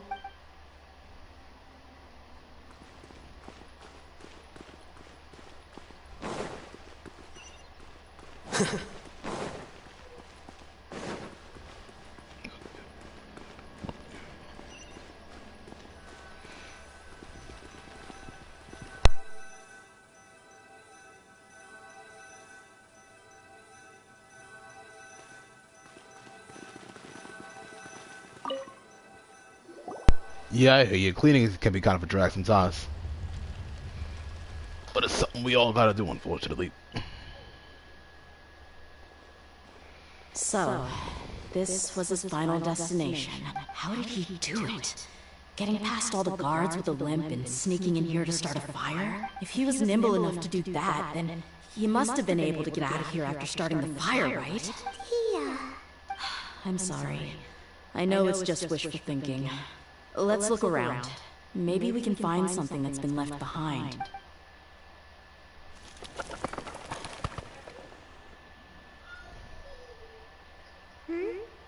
Is this a cane?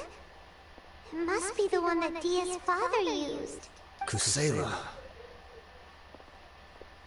Thanks for everything, boss. We're fortunate to somehow find that cane after that fire. Let's split up and look around some more. What if something else has been left behind? But what else could survive a fire like that? Huh?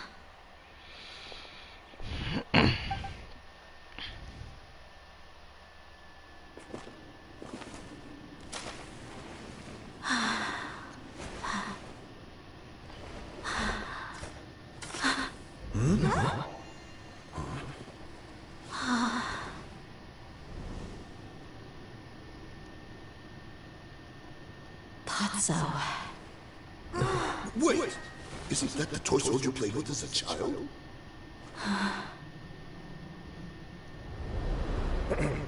The dragon is no more, for Princess Dia has slain it.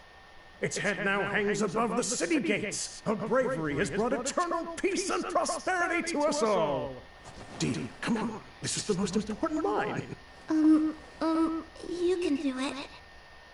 But Dia, you defeated the dragon. Everyone's waiting for your speech. Still too shy, huh? All right, I'll do it. I hereby proclaim our victory. Evil shall plague us no more.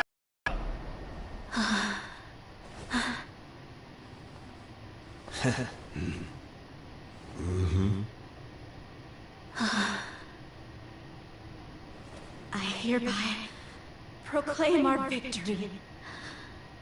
Evil shall plague us no more, Dad.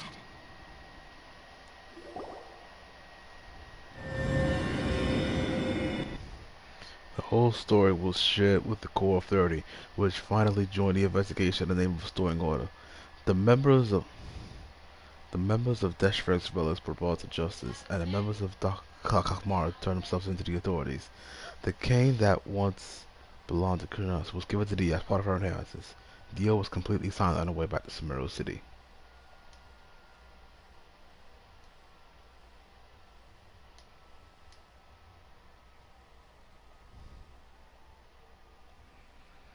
what happened to Deozard's father, though? That's what we're going to find out.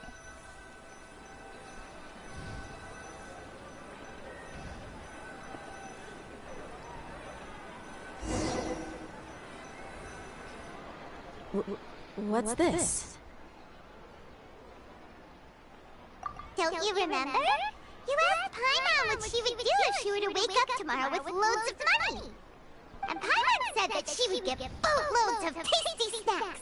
You looked super confused at the time, but said it was an adorable thing to say.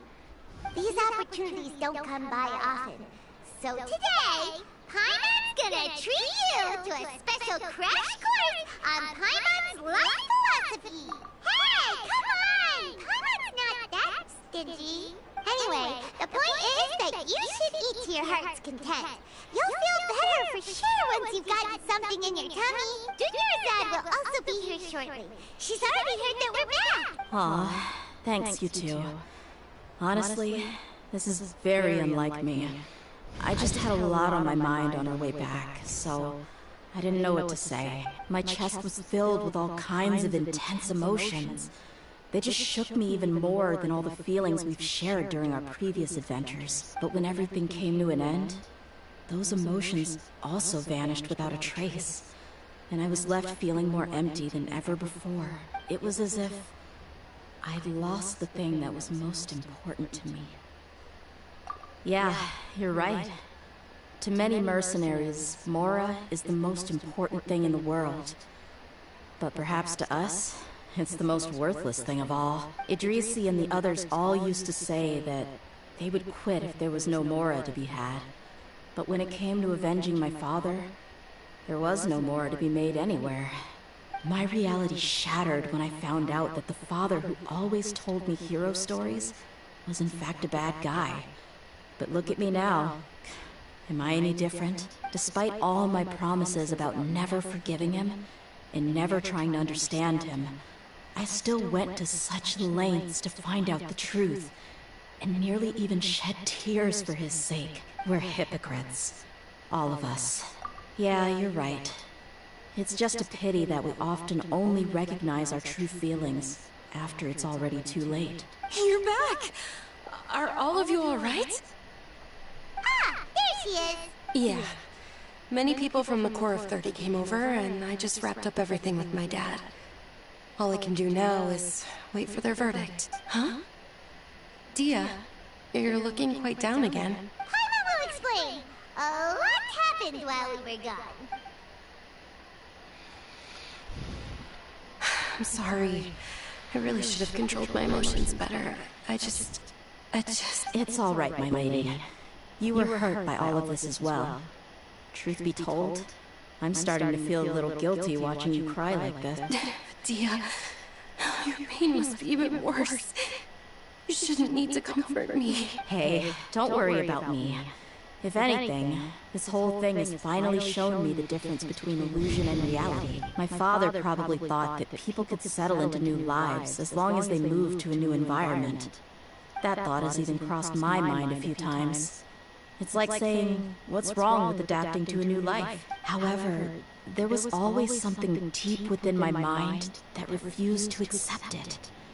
This impulse brought me great turmoil, and even made me feel ashamed for turning my back on your father's kindness. But now that I consider it again, it all makes sense. The desert sands are a part of who I am, and I will never be able to lead a peaceful existence. I understand how you feel. That doesn't mean I won't be making any changes to my life, though. As an example, I'm now thinking about taking on some small odd jobs. It's just like Idrisi said. I also want to catch up to my father and become a character in his play. Even if the ending of the story may be childish and ridiculous, it won't really matter. Isn't that neat, though? Oh, you'll be a whole new kind of mercenary, one that's not out for Mora. Why don't we go for a change of scenery once we finish eating? What about stopping by the Grand Bazaar again? Right. You said you wanted to get a rug for your family. We'll come along too. I can't thank you enough for taking care of me this entire time.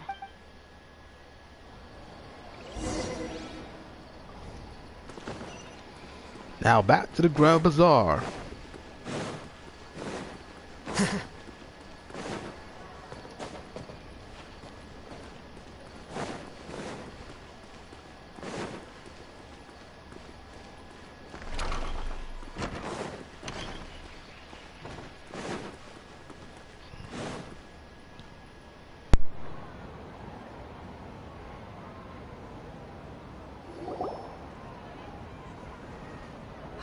This rug here is quite something. The craftsmanship is exquisite, and the fabric is also of high quality. Ah, here you are. Finally, I found you. Hey! Aren't you that mercenary who bit his tongue? You can still talk? Wait, are you here to take revenge on us? What are you talking about? Do I look like I could take you all to a fight? I just came here to give you something. I'll be on my way to give myself up to the Corps after this. Once I woke up, I hurried to the Khan al-Ahmar's camp, hoping to alert them to your presence. But when I got there, I found no one except the members who were still too injured to move. So you probably got there after us. Yeah, they told me that they had exacted their revenge, and everyone had turned themselves into the authorities. Even that last camp was not going to last for much longer. I had joined the cause to repay an old favor from Kaeya'a. Now that everyone's already turned themselves in, I might as well do the same. One of the injured members gave this box to me, and told me that it contained some of the old man's last possessions. Everything left in the camp will get confiscated, so I figured I should get this to you before the Corps could get their hands on it. Thank you. No worries. We are all just living our own truths. There's no need to comment or judge anyone for it. So this box contains everything that Dia's father left behind. Huh. It feels lighter than expected. Well, back in the day, the first thing you did with any Mora was spend it on things like drinks and meat. But let's see what's inside. What's this? It's just a bunch of junk. Ugh, kinda stinks. Perhaps it's just been left unopened for too long. A handwritten copy of a storybook. The paper's already yellowed, and it looks like it's about to fall apart. It was against the Academia's rules to possess books for personal use. If he was going to break that rule, he could have at least copied something useful. That probably means this was really important to him. And here are a few bags of children's snacks. The packaging's completely deteriorated. Maybe that's where the smell was coming from. Did he get those for you? Yeah, but here's the thing, though. Even when I was a child, I was never a fan of these kinds of snacks. He'd always say that he got them for me, but in the end, he always ate more than I ever did. Who even leaves snacks in a box like this anyway? Isn't that just common sense? Forget it.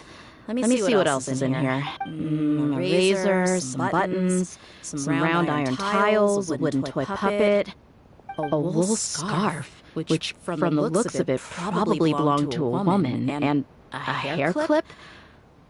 Why are these things here? I'm suddenly feeling a little scared. I'm sorry, my lady, but this is just the kind of man he was. He probably saw this box as some kind of personal trash heap and dumped any and everything in there. Two empty liquor bottles. Tell me, you guys, are these the kinds of things that a normal person would leave behind? Huh? There's something in the bottle! Oh, you're right. All right, I got it out. It seems to be a piece of paper with some writing on it. The bottom part's all damaged from moisture, though. Let's hope the writing didn't smudge. I was suddenly seized with an urge to write a letter after finishing this bottle. I just folded it up and left it in the bottle, though. If I end up forgetting about it, it won't really matter. To Dia. It's a letter for me? It's all right. I'll just read it out. If he went to the trouble of writing a letter, there must have been some important things that he wanted to say. Or at least record down. My condition's becoming worse and worse. Can't even walk without a cane anymore, much less go out and have fun. Guess I don't have many days left. If you're reading this letter, then I suppose I'm already long gone. You were adorable as a baby. Everyone loved you. And regardless of whether you were crying or laughing, everyone enjoyed having you in the group. But once you grew a bit older, you were no longer nearly as happy or cute. It's probably Idrisi's fault. He was never up to any good. Can you believe this guy? He can point the finger at himself. Anyway, back to the point. To summarize, I'm writing this so you would know not to feel sad for me, even if you end up finding out the truth. The reason being that I was never your father to begin with. Wait, what? Surely, he must be joking, right? I don't know. I was quite formidable when I was young, and 100 times cooler than some so-called flame main. Really felt like the whole world was under my feet. With just a teeny tiny bit of effort, I felt I could rule over the entire desert. But as fate would have it, I went out into the desert for a drink one day and discovered a baby in the sands. It was you. You were just lying there, small and helpless. You were so tiny that if the wind blew for just a little while longer, you would have been buried forever. But your cries were so loud they made my head hurt. Now that I think of it, you really were a bundle of energy. Sounds like he's serious. I told Idrisi and the others that I had slipped up with a woman while out and about. None of them even doubted me. I'm sorry that I had to lie to them for so long, but I really had no other choice. I was their most esteemed leader, after all. It's not like I could just tell them that I suddenly wanted to play at being a father. This rate, I'll puke up all the liquor I just drank from this bottle. Anyway, Dia, you possess the kind of freedom and kindness that we could only dream of. As far as how you should live your life, that'll be up to you to decide. That's the end of the letter. In the end, he was still thinking of me as a little child.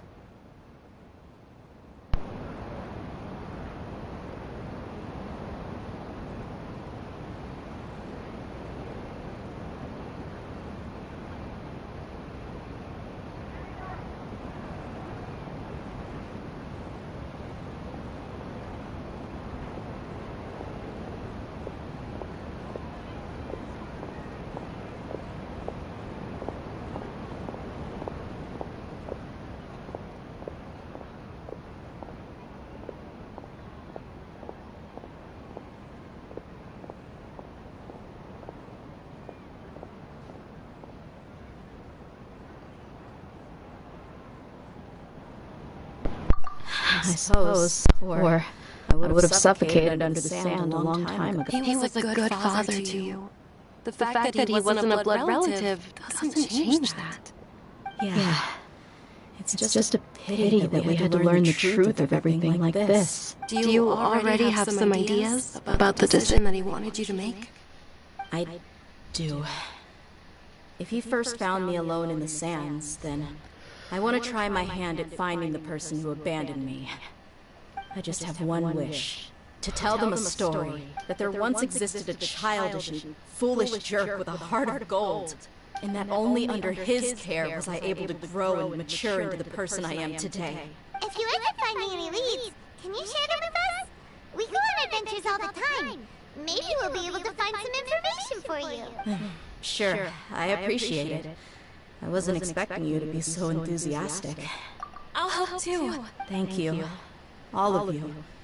Thank you so much. My life has certainly had its twists and turns, but I've always considered myself lucky, because no matter where I've gone, I've always been surrounded by incredible kindness.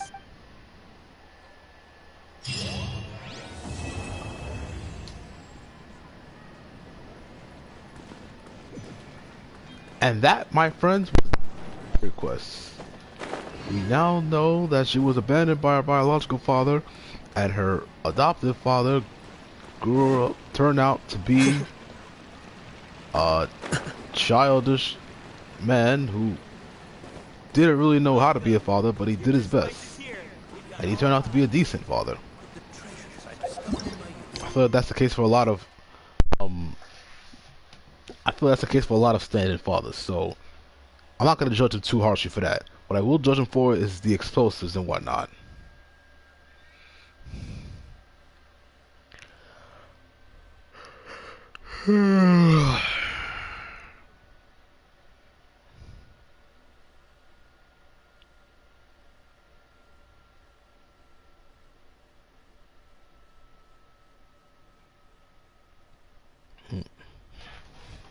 Now we move on to the more important mission.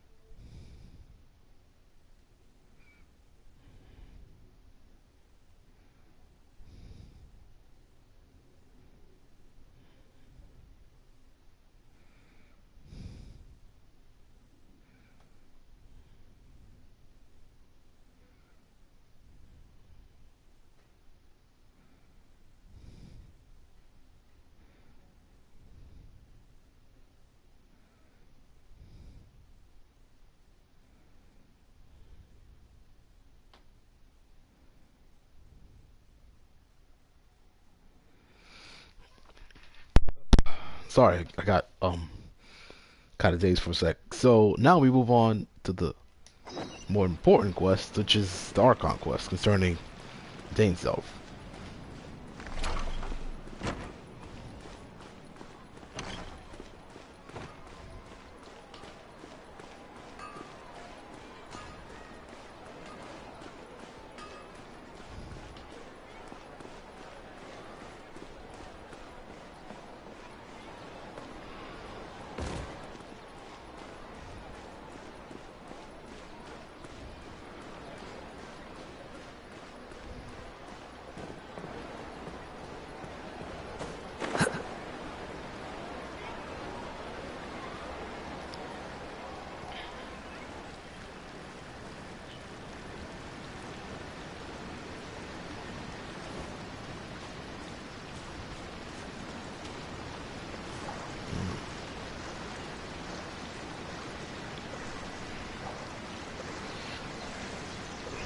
So now we're on our way to the location Azur, I'm not sure who that is, to start the Archon quest. We'll meet Dainsleif and Kaeya'a in Sumeru.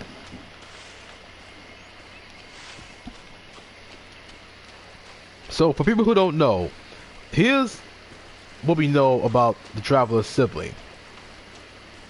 As of right now, we know that they woke up before the Traveler did, and they were the first ones to see Khanerian being under attack by the gods. Part of that whole cataclysm event, where they put a curse on all the people of Khanerian, turned them all into hilly churls and monsters and the abyss and whatnot. We know they traveled for Dainsleif for a while after that, trying to figure out how to avenge the people of Khanerian. We know that she somehow became the leader of the Abyss Order. We don't know how she became the leader of the Abyss Order, but we know we did. We know that it was her idea. We know it was her idea to corrupt the Valen. We don't know if it was her idea to try and turn Osile into a mechanical god, but I'm thinking she probably did. We also know that she tried to amplify the effects of the curse recession pool in the Chasm in order to reverse the effect of the curse to turn the dead Illichels back into humans of Khanerian. We know they lived with the Jester for a while, and the Jester is the very first member of the Fatui. And we know that Irminsul was able to gather information about them despite being related to the Traveler, which would imply that she is somehow from Teyvat while the Traveler is not. How we know this, we don't know. How is this possible, we don't know. We know the Fatui has information about the Traveler since they're not from Teyvat, but have come to live with it, and they call the Traveler a Descender. But the Fatui don't seem to consider the Traveler a Descender because while she is related to the Traveler,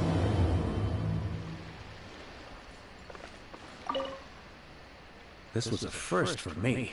It's a good thing luck was on my side. Now we just turn the clock to tomorrow afternoon.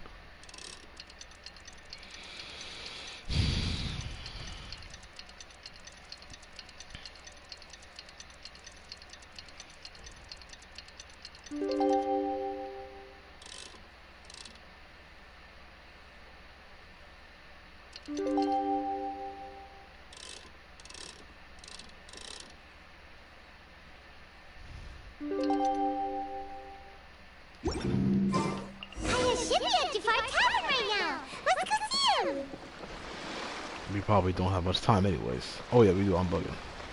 Thought it was far away, but it's not. Thank God. Oh, there's Kaeya'a.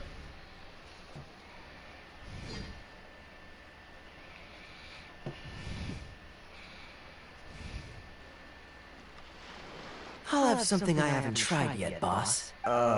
Sorry, sir. I'm afraid you've already tried every type of liquor we serve. Oh? Well then, just the bill, please. That's just as well, I suppose.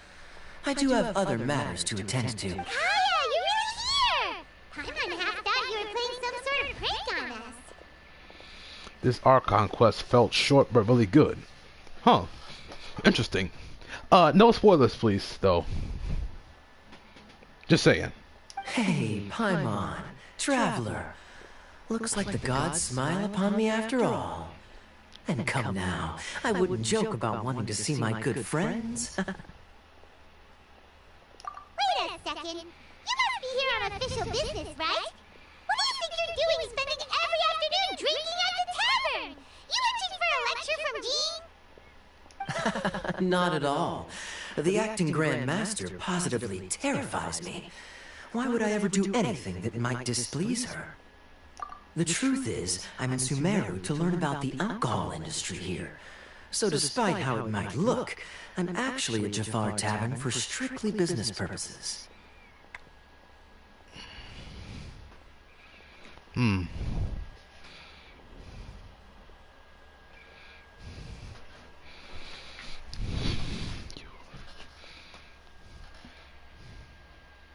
Sumeru spices are famous the world over. It's long been rumored that this fine establishment was where a certain very popular spiced cocktail was invented. That's why the Knights sent me, their foremost expert in alcoholic beverages, to come and see if it is as good as the rumors say. And how did that go? So far, so good. I'm already in talks with some spice merchants in Port Ormos about some potential collaboration. Yeah, that does sound like a great business opportunity. Guess Don Winery and Master D-Luke are gonna make a tidy sum from this one too, huh? Well, let's not get ahead of ourselves. Whether this lucrative opportunity gets passed along to Don Winery or not depends on how nice I'm feeling. Hey! Using your job to settle personal grievances isn't very knightly, Captain! Oh? What makes you say that? Very sharp of you. I wouldn't say I'm familiar, though. I just came here on the sly once, when I was very young. And? Do continue. Do I have to? When I said we could talk about the old times, digging up my past wasn't exactly what I had in mind. Well, all right, since you're so interested. Like I said, I was very young then. Don Winery had only just taken me in. I overheard my adoptive father talk about sending a team of merchants to Sumeru during a business meeting. I'm sure you'll agree that everyone's curious about their roots on some level. And my roots? They're in Khanerian, which is said to have been located deep underground, somewhere near Sumeru.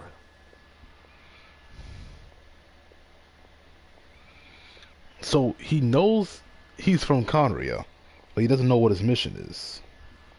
And so I stowed myself away amidst the cargo, and silently joined the merchant delegation on their trip to Sumeru. But it wasn't long before the merchant delegation received news that I'd gone missing. Their leader promptly found me, and before I knew it, my adoptive father was dragging me back home by the ear. It was a short-lived adventure. Sorry I don't have a more thrilling story for you. Honestly, not much. The only reason I knew that Khanerian was near Sumeru is because I happened to read that in a book when I was young. My life had less and less to do with Khanerian as I grew up, and so I started caring less as well. I used to believe that I had inherited some sort of duty from my father.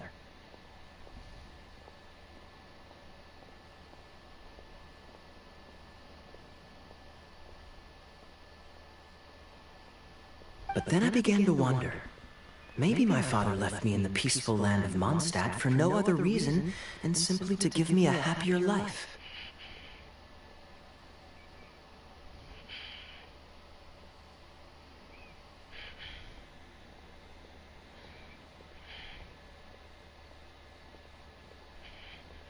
A happy life sounds good to me, of course, even if it means being cut off from certain things. This is obviously all speculation. Simply put, I'm afraid that I'm not particularly in the know on this topic. These days, my surname, Alberich, is probably the only link to Khanerian that I have left. One death afternoon, please, boss. Tell me, what do you know about the significance of that name, Alberich? Dainsleif? Ah, you've decided to join us. I was wondering how long you planned on listening in. I believe I've seen you before in Mondstadt. Dainsleif, if I'm not mistaken. So you remember me. Then we are already acquainted. Kaeya'a Alberich, descendant of the Abyss Order's founder. Huh? What? I take it that you weren't aware of this until now, Kaeya'a. Or you wouldn't have been so forthcoming with your surname. Oh my. That's quite a lot of baggage for a surname, isn't it?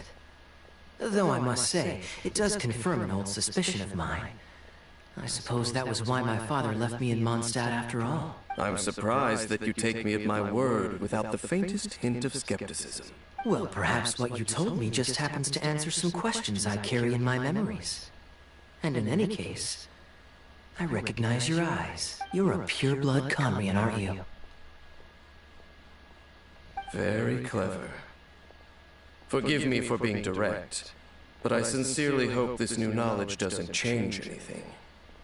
If you've already let go of your ties to the past, then keep it that way. Kaeya'a, you're not involved with the Abyss Order in any way, are you? Hey, hold on now. This conversation has taken a rather sudden turn for the deadly serious. And I'm afraid that as someone from Mondstadt, I'm not accustomed to this sort of atmosphere. So what if I know my ancestry? Do I strike you as the type who would be bound by that kind of thing? Relax. I'll be just as delighted to hunt down the Abyss Order tomorrow as I have always been.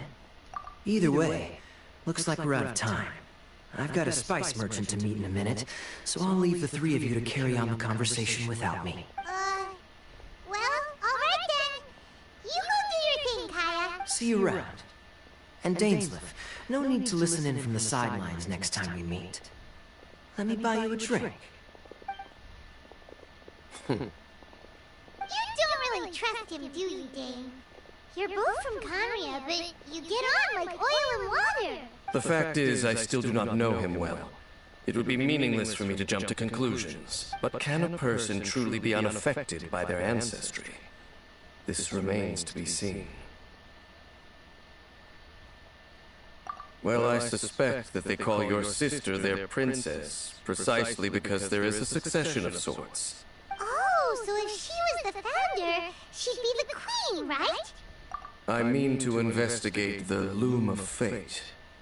Do you remember that name? Yeah, the Abyss Order's evil plan! We learned about that back in Mondstadt.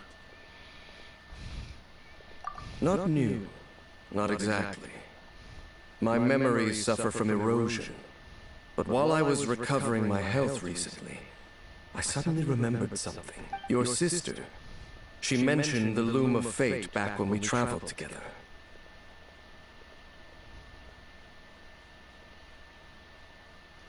Apparently so. I was also quite surprised when these memories tallied up. I recall that we were traveling to Sumeru when the matter was brought up. So, you're going to the place that she mentioned back then. Correct. At that time, they must have been introduced in one way or another to this concept. If I recall correctly, we were somewhere in a Vidya forest then.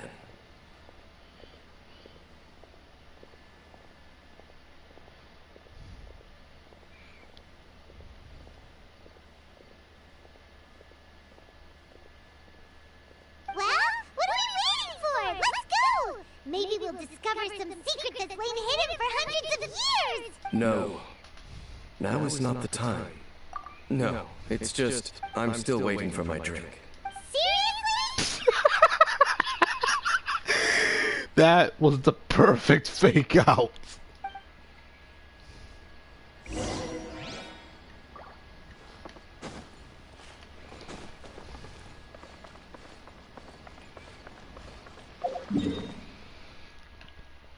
Back to a Vidya forest, huh?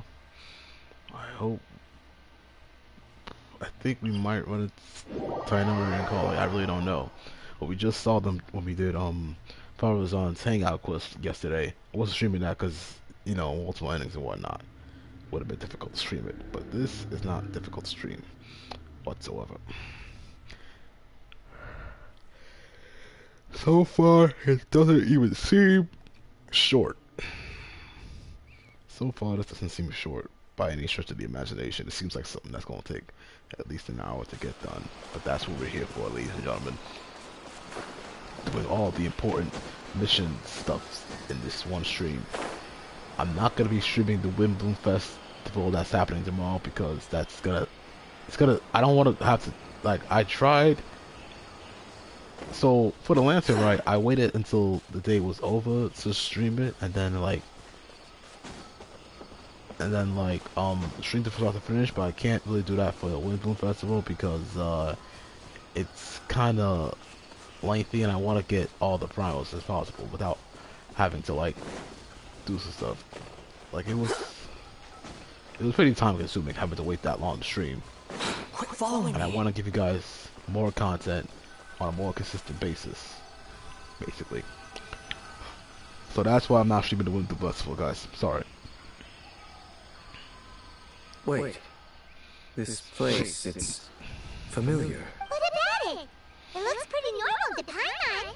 Was it like this hundreds of years ago too? Yes. The forest has barely changed from how I remember it. There is very little human activity here after all.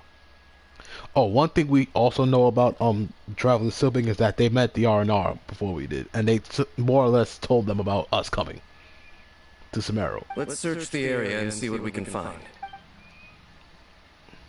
Is this a field? It must belong to whoever owns that house over there. But it looks like it's been abandoned for a long time. You could be forgiven for thinking nothing was ever grown here. Or, wait, maybe nothing ever was grown here. It's an extinguished bonfire. Forest rangers, perhaps? Looks like it's been ages since it was last lit. And clearly they put it out carefully to prevent a forest fire, too. That's responsible. Nothing else stands out in this area. All that's left is that building. Come on. Wait! We're just gonna go barging in? What if someone's home? Unlikely. There are no signs of life in this area. We should be able to enter without incident.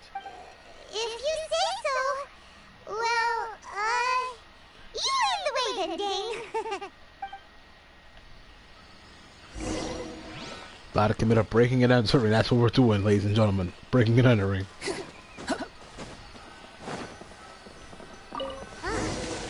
there really isn't anyone home. Ugh, this place is so dusty. I bet no one's lived here in years. Investigate carefully. We mustn't miss a single detail. But we don't even know what we're looking for. Hey, look! It's a bowl! Guess whoever used to live here liked to cook, huh? Can't you smell it? There's a heavy scent of medicinal herbs in here. Oh, so it's a medicine bowl? Seems you're right! You've got a good nose on you, Dane.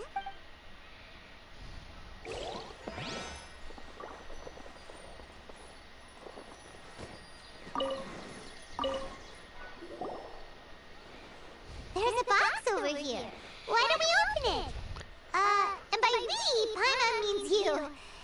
Paimon's just scared that whatever's inside might bite her fingertips off.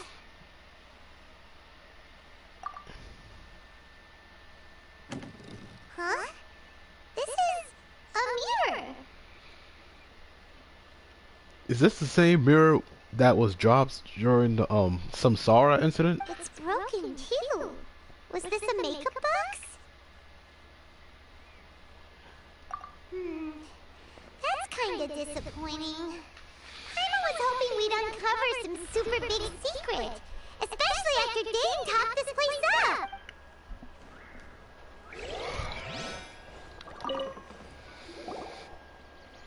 This bed looks pretty ordinary. Huh. There's nothing underneath it. What sort of person would want to live here? It's so dark and damp. Can't be all that comfortable. Doesn't look like there's anything else worth their attention here. You sure we're in the right place, Dane? My memories are quite foggy, but my subconscious and instincts both assert that something once happened here. But we'll exhaust ourselves if we search aimlessly. I hear noises outside. Let's go and check. Noises? It's not much. Just some minor adversaries. Really, Charles? Oh, just some... Monsters? Wow! Dane's ears are sharp, just like his nose! This is a perfectly good case for finding the world. Although for someone who's as bold to practice as Dane, it's hardly a big deal. Anyway, let's beat up these monsters!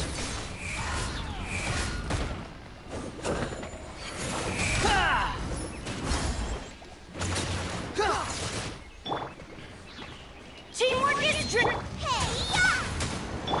Absorption test.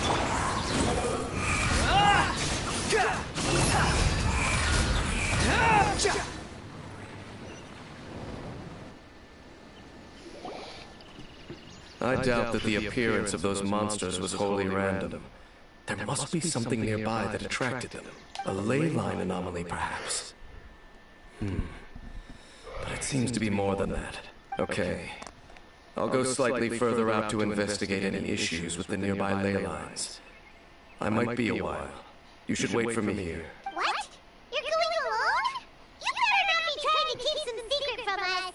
Your suspicions are as banal as they are unwarranted. I merely think that this house should remain the focus of our investigation, and as such, someone ought to stay here and keep an eye on it. I'm trying to figure out what banal means.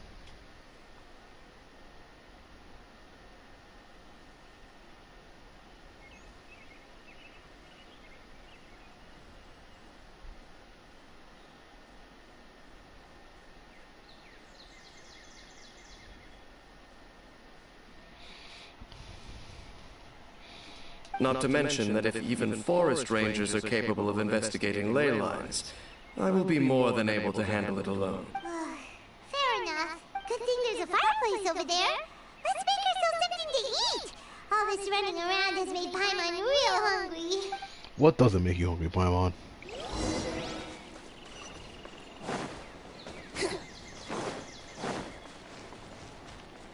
Light the fire with pyro.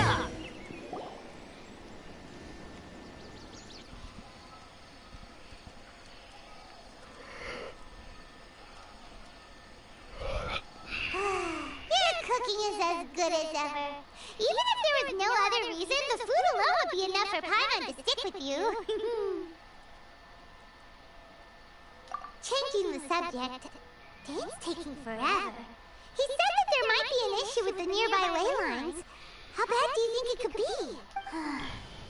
We came together, but now it's back to just being the two of us again. You know, now that Paimon mentions it, we really have spent lots and lots of time together, haven't we? So... Don't take this the wrong way or anything, but... Do you ever get tired of Paimon being around? Oh, you stop it! Now you're embarrassing Paimon. So, next question. Don't know if it's okay to ask this, but... Paimon's curious. What was it like traveling with your sister? The stars?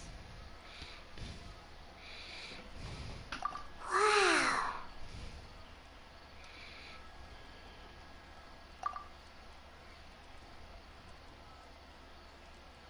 Yeah, Paimon understands. Being separated without even knowing the reason why, it's just terrible. But we'll find the truth together. Sure as Paimon's your guide. Just you wait, heavenly principles, and you too, Teyvat! You know what? We've talked too long about this sad stuff. Let's talk about something happy instead, cause if you're sad, Paimon will be too. Alright. It's getting dark, so why don't you rest? Paimon will take first watch. Don't worry, no monster's gonna come and eat you up. Oh, come on! Don't say that! Paimon just wants to look after you for once. Nighty-night. Go on, chew. Off to sleep!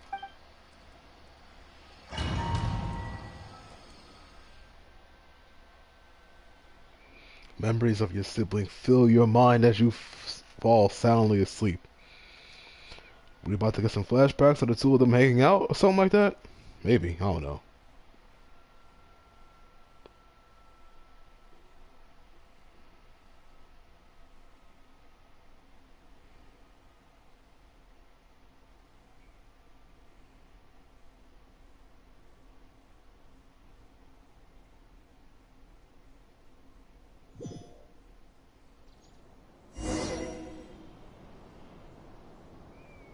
Hey, time to wake up. The sun has risen.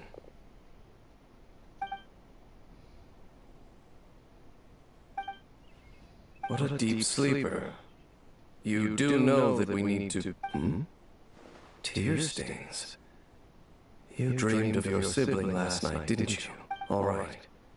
Rest here a bit longer then. I'll head into the forest to investigate.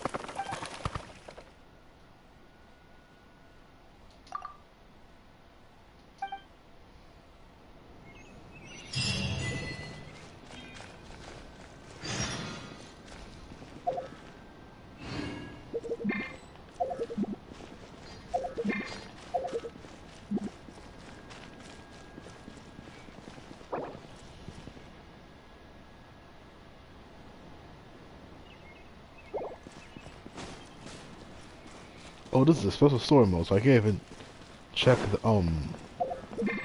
I can't even check the book of stuff. Dag.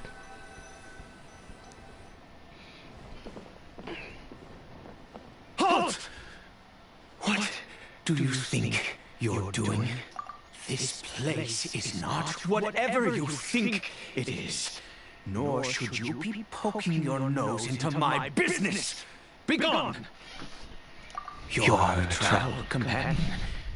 You mean the one that was keeping watch by your side last? Your companion departed for the forest early this morning. That much I saw with my own eyes.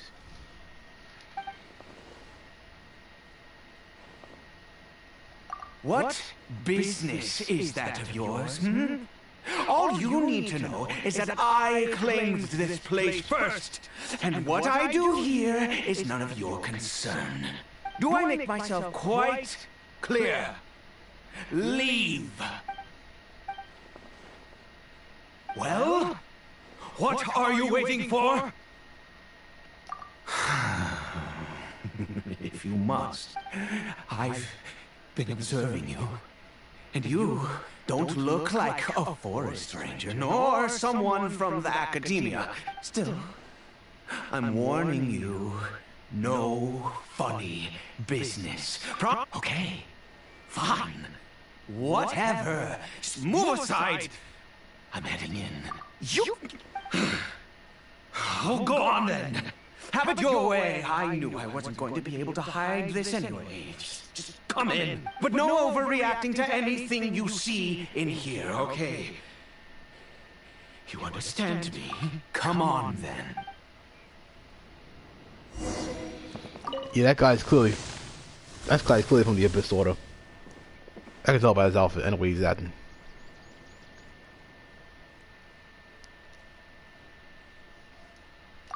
Mind your own business. Don't worry. He isn't aggressive. How could he be? He was too young for anything like that. So don't you lay a finger on him. Just find yourself a corner to rest if you're tired or cold. Huh? You know Khanerian? Who are you? Exactly. And how do you know I'm from Khanerian?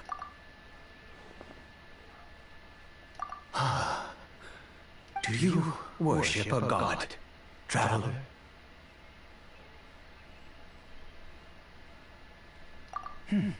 Sounds like you've had an eventful life. All right, well, my name is Ida, and you are correct. I was once Khanerian. Oh, I apologize for my earlier hostility, but you must understand, as far as I'm concerned, humans who do not worship the Seven are nigh extinct, and all who place faith in the gods are my enemies.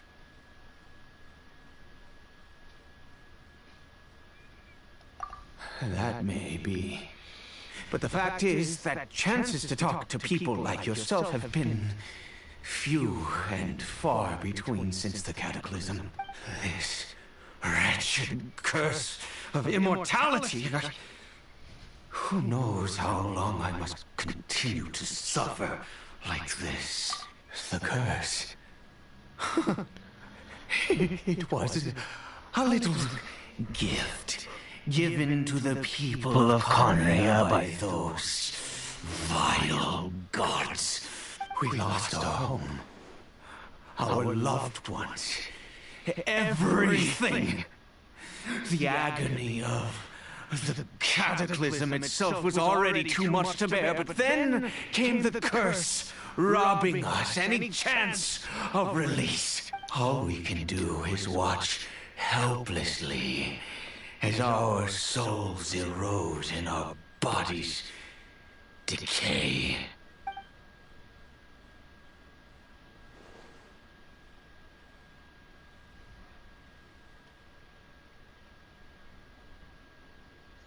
Because, although Khanerian began with a single bloodline, it was a home to others too.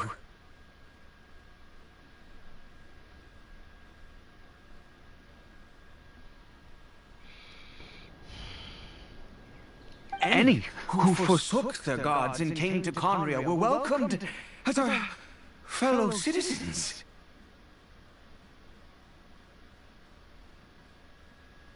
When the cataclysm came, we pure-blood Khanerians were declared the greater sinners. Upon us the gods placed the curse of immortality. But those whose ancestry belonged to the domains of other gods were punished with the curse of the wilderness as they fled, turning them into monsters.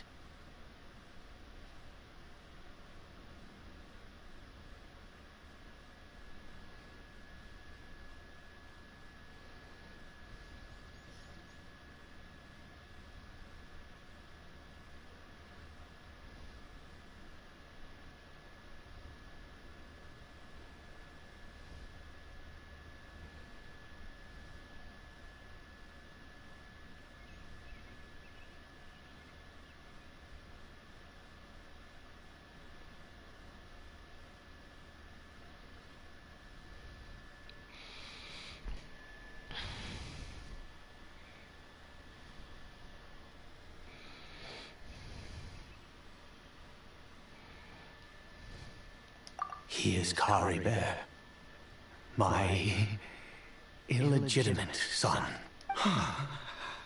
How times have changed. I can say that out loud with no consequence now, but...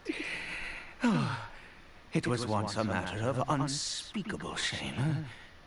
I was a noble of Kaeya'a. I resented the life that my family had arranged for me. And then, one day, I met a beautiful woman amongst the people. Her roots were in Mondstadt, but that mattered not to me. It was love at first sight. Caribert faced great hardship from the very moment of his birth. All due to my selfish desires, and I was never able to be there by his side for any of it. After all that, he turned into a hilichurl right before my very eyes. I always owed him much, and now, at least I can finally be close to him.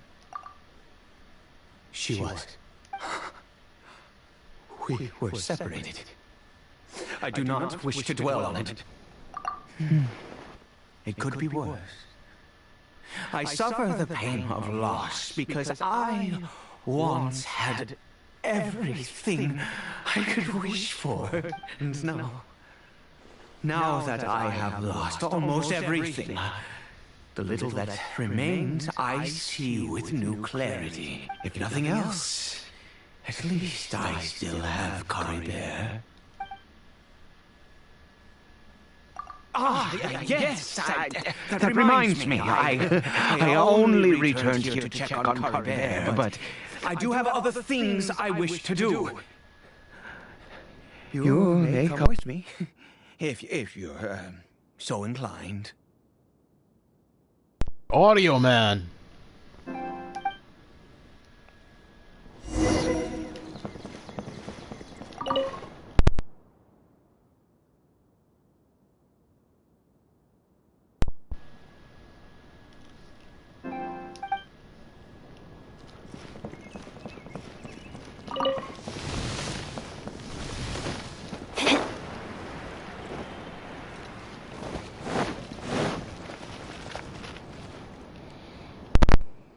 Over here.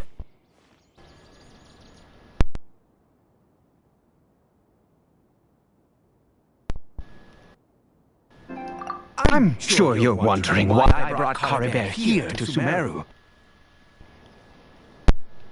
Well, it's because he needs a medicine that can only be made here.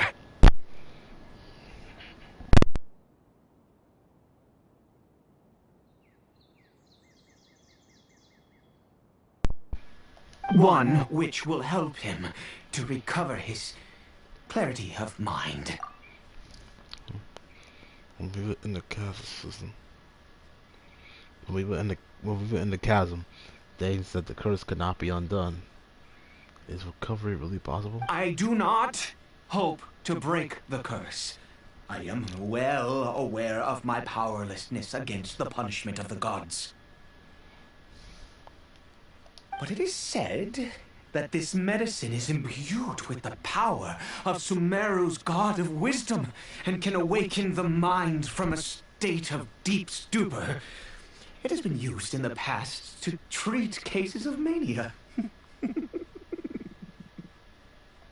I believe that it might just work. I read about it in a book. From the Royal Library of Khanerian. It was banned. I mean, since this medicine requires the power of the Seven to work.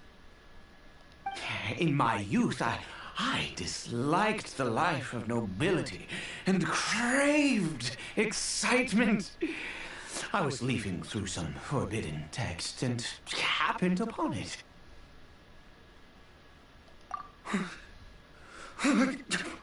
What other choice do I have?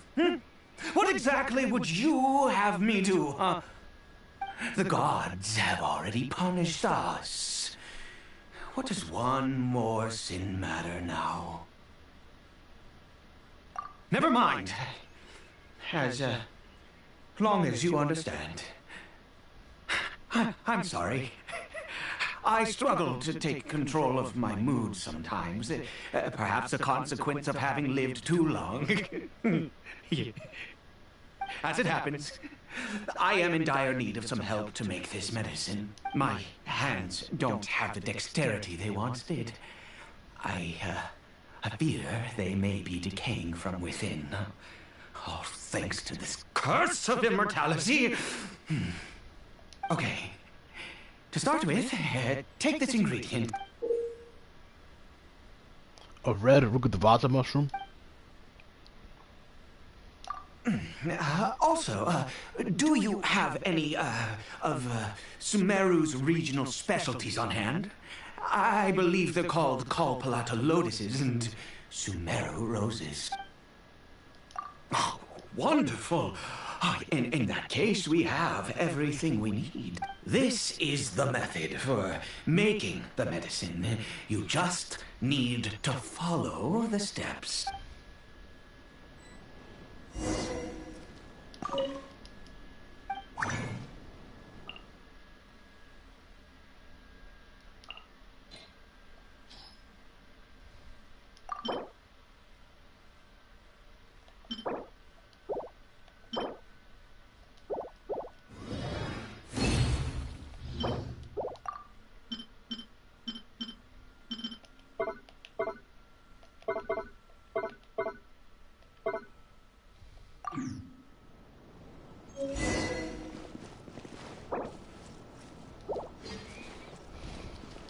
I can't claim the rewards because I don't have Paimon with me. Is it done?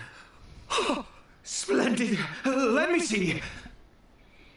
Okay. Let's start this meta. In all honesty, I do not know what the end product is supposed to look like. The banned book didn't feature any illustrations. Well, the moment has finally arrived. Curses. No! We need to perform one final step to complete the medicine. I said before that this medicine relies on the power of the God of Wisdom for its restorative effects. Which means we must pay a visit to a statue of the Seven. Since he needs the God of Wisdom's power, should I get Nahida to help? Forget it. Aid hates the gods. It could complicate things. I'll just do this his way. Let's go. Bring the medicine with you.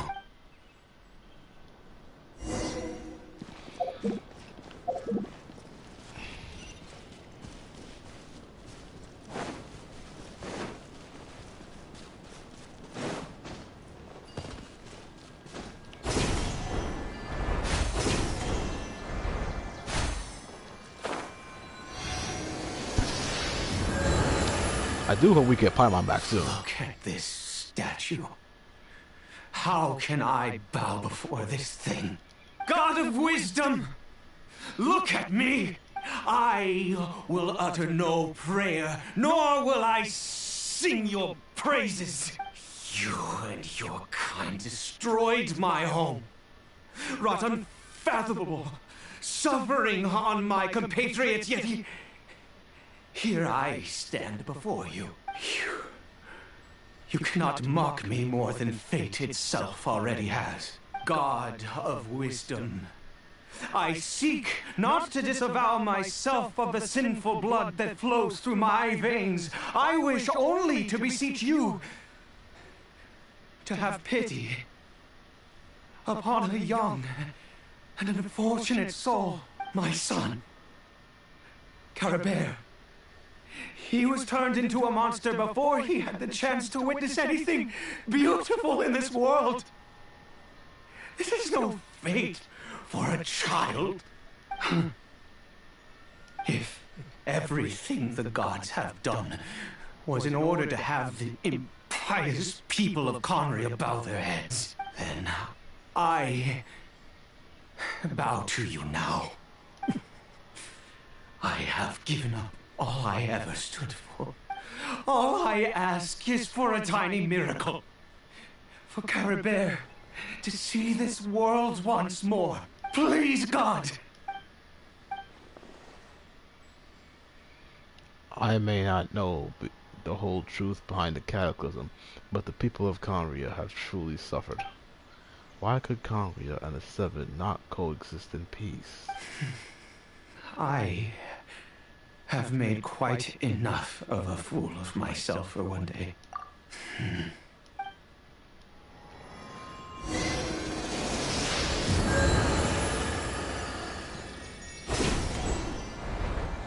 Now we must administer our makeshift medicine into the hilly trail named Caribert.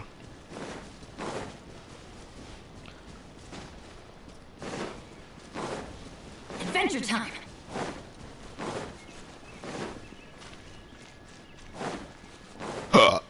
Excuse me.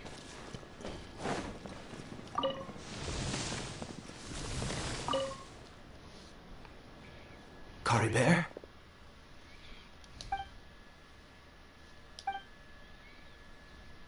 Gilly Joe seems almost lifeless. Its reactions to everything are incredibly weak. We've prepared the medicine. We might as well try it. Caribert, it's me. It's your father. Caribert. Caribert, please say something. I'm sorry I couldn't be at your side when you were born.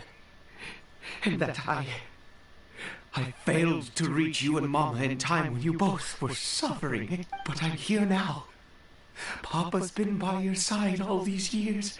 I've never left you, not once. Are you still angry with me, Caribert? I know you're awake now. Do you not want to talk to me? I'm so sorry, Caribert. Forgive me. Please, say something, anything. Please. Please.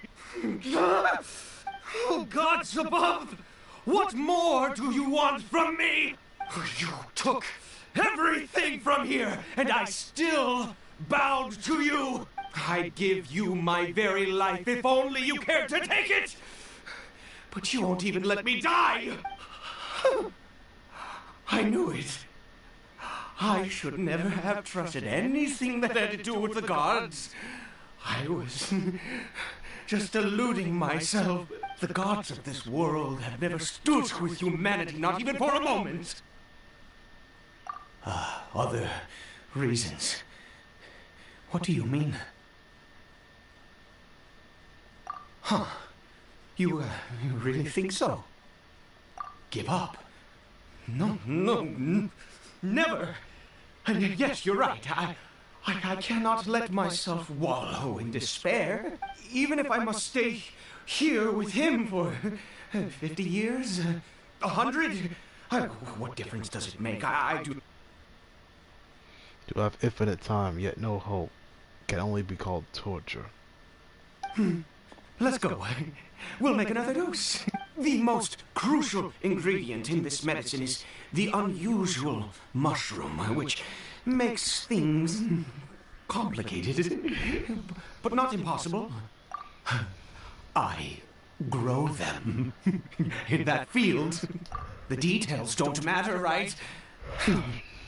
Curb your curiosity and just do as I instruct. If you truly wish to help me, that is how you can do it. There is a waterfall near the statue I prayed at. I need you to collect some water from there around 2 in the afternoon. I'll be here watching Caribert. Once you're back, I will make some fertilizer for the mushrooms. Good. Then please.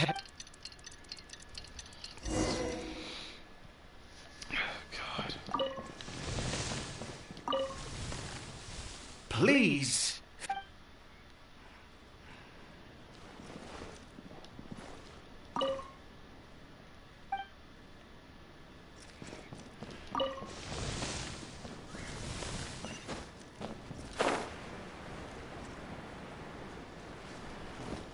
We go!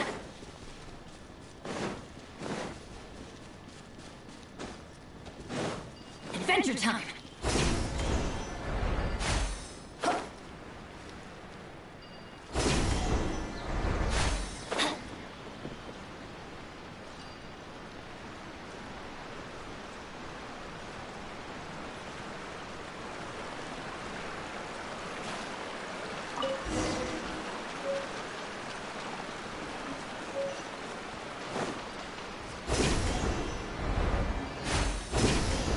crazy how we got to do all this without Paimon. I'm actually getting a little scared now.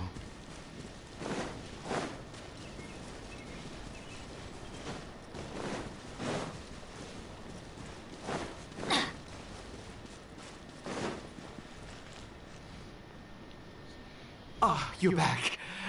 Caribert's condition is stable.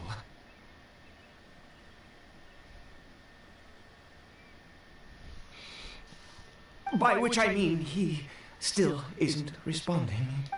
Anyway, give me the water. Okay. Oh, I didn't mean to do all that. I meant to give him the water. I didn't mean to quit. Ah, you're back. Caribert's condition is stable. By which I mean... Anyway. Yes, take the water so you can calm yourself down. Your voice is literally breaking from talking like a madman. But that's to be I need you to stand guard here for a while. Whatever you do, don't let any forest rangers approach the house. Ah, good.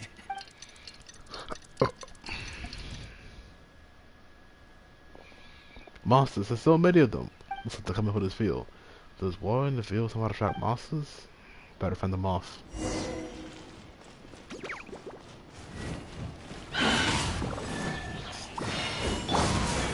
Out of the frying pan, into the pot!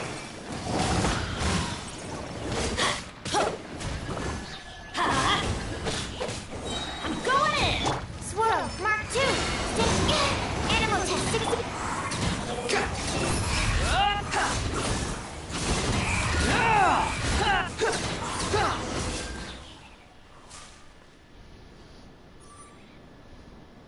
What happened?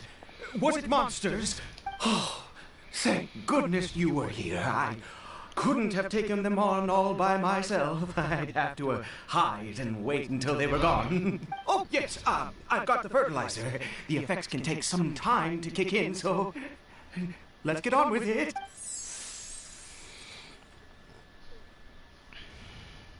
Next, we pick the mushrooms and repeat the same steps as before to make another dose. I trust you still remember the method.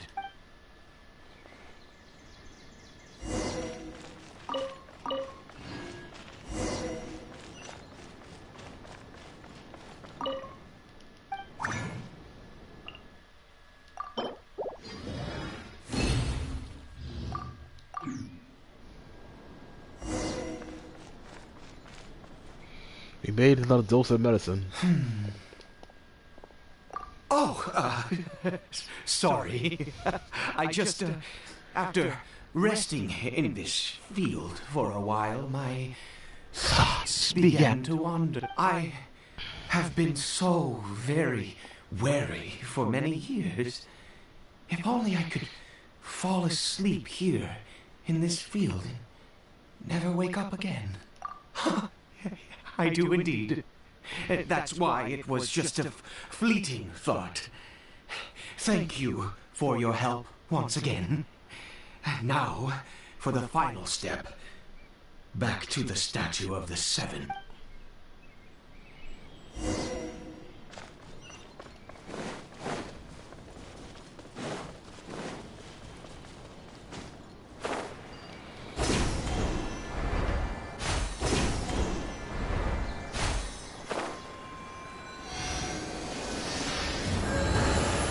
We're here. Let's begin. Wait a moment. Hey! What was that? Caribert! Oh no! He must have left while we were too busy preparing the medicine. Come on! We have to catch up with him!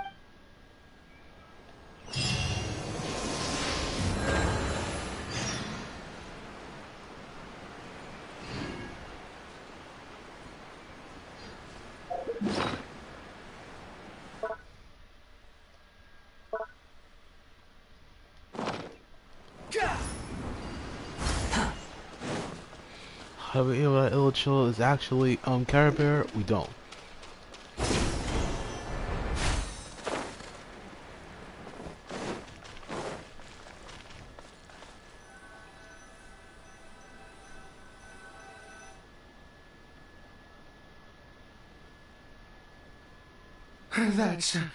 That's not Caribert.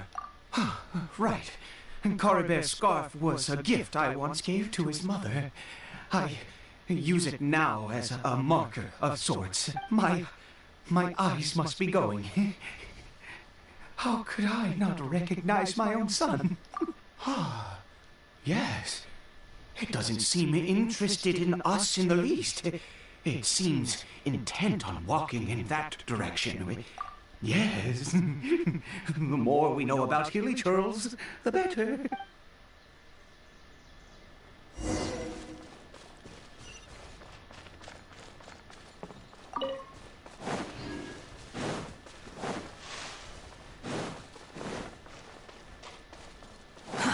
Too slow.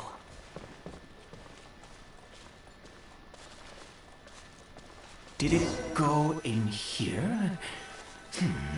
Well, let's head in.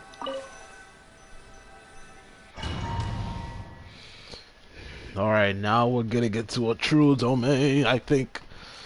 Oh god, this is definitely not a short Archon quest, but it is a bit of a scary one.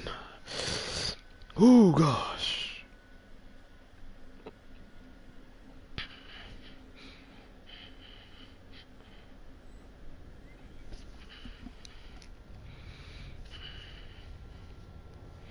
What a ghastly place.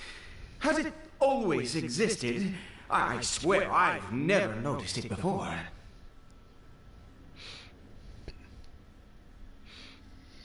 Ooh, but it is a bit of a scary one. True domain. Did it go in here? Well...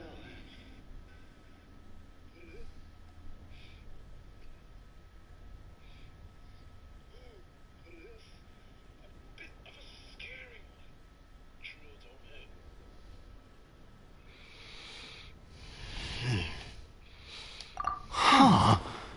It looks like they're worshipping. Sometimes walking, sometimes kneeling in worship, and it appears to be in earnest.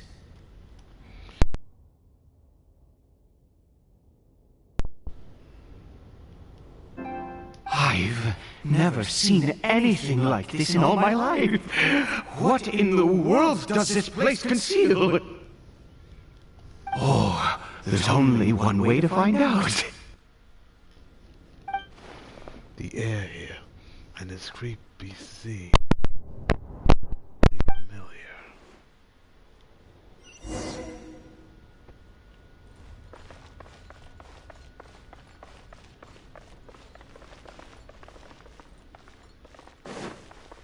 Right.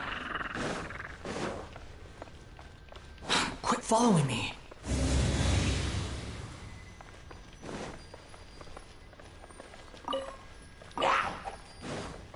Behold!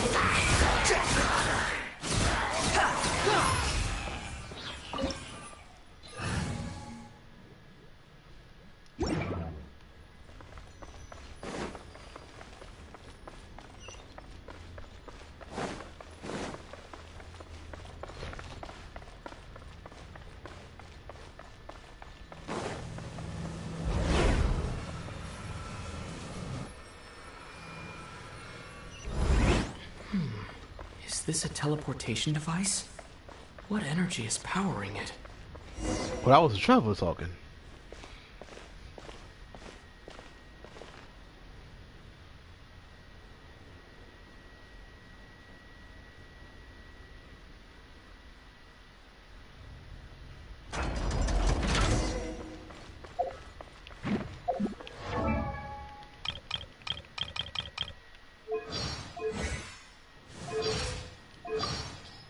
I've heard that if you give tavern owners a considerable tip, they'll be willing to give some information on the down low. You mean the angels share?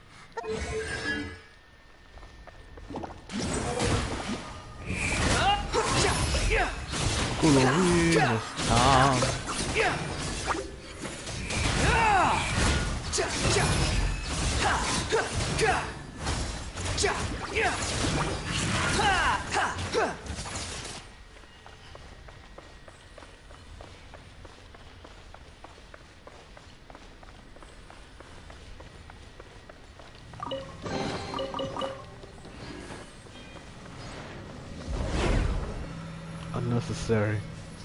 That's what Caribert would say right now.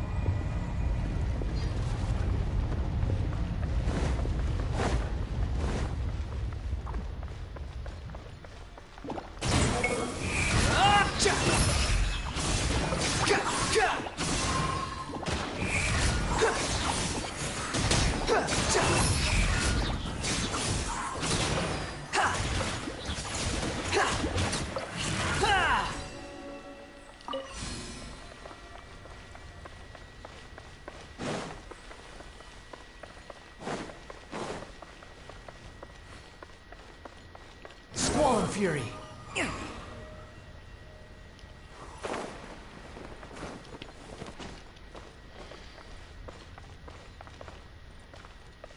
Behold.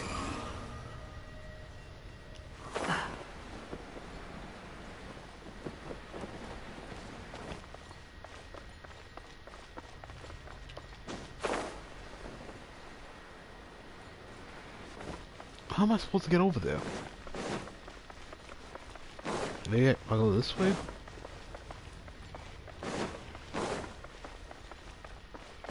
No, this is back the way I can't go there. Just gotta go through that door for now.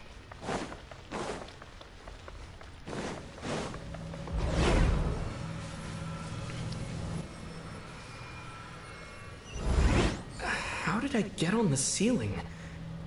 Did the room turn upside down? Or gravity itself?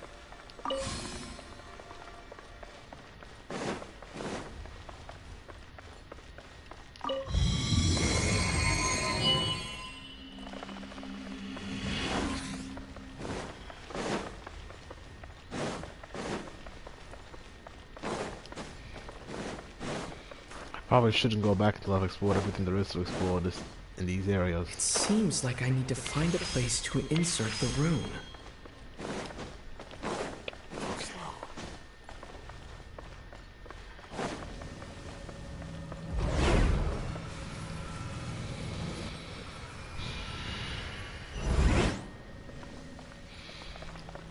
Yeah, Blue, I'm not sure how you thought this was a short arc conquest, because this feels far from short. Quit following me. Quit following me. It's definitely interesting, though, I'll say that much.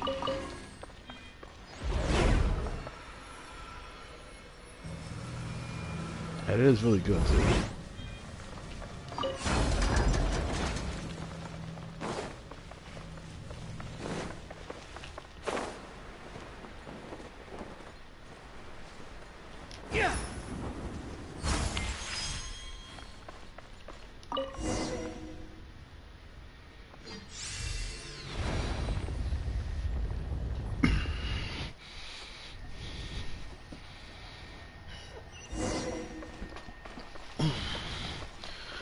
Oh, we're shorter than the world quest in Samara, probably.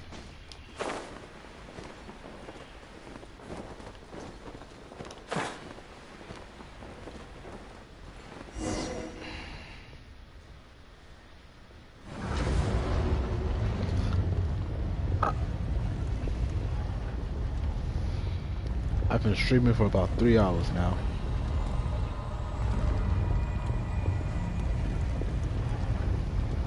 Humans, fate has not granted you the right to enter this place. Do you insist on an audience? Very well. And I grant you the trial of destiny.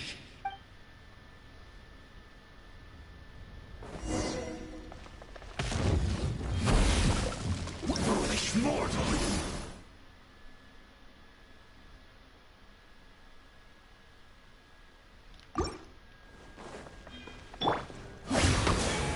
Everybody stand but eat this! Animal hypostasis emulation.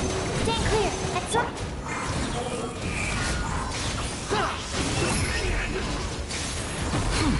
You're dead!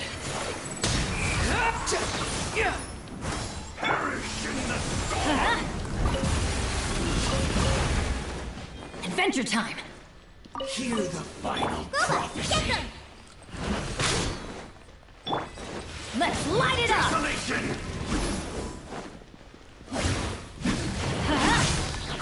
Conquers all! Freeze and devour! Nice spice! Teamwork is trick! Animal test 6308. More! The wind rises. That's far enough. How amusing. Upon the gale. You dare to gaze upon me? Off we go! Let's light it up! Desolation! Why do they never miss?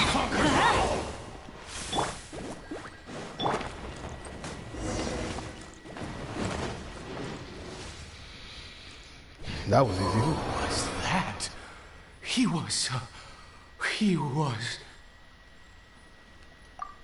was a perfect being. I'm in awe. He had the most wondrous aura, a perilous yet beautiful power. Oh, truly mesmerizing. And yet, you were able to defeat him. Oh, your strength is greater than I had imagined. Let's continue on. I find myself growing more curious by the second and more excited.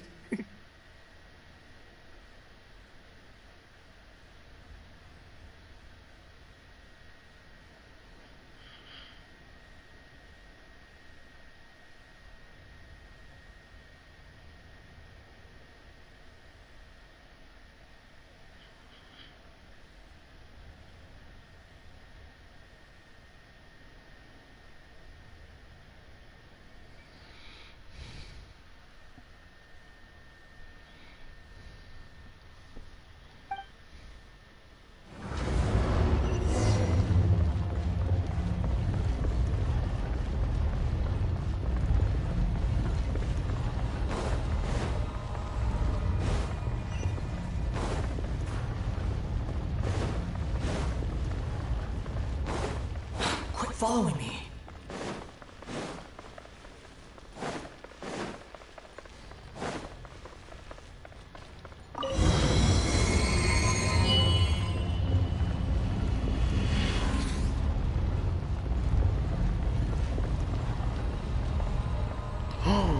Ooh, another statue, I think. We've made it to the end. Raft and Jane taking me there. Admitting the dog to your order. There's no mistaking it. It's just like the defiled statue.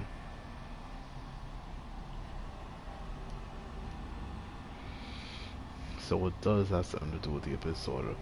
And these worship shows remind me a little too much of the Grand Thief.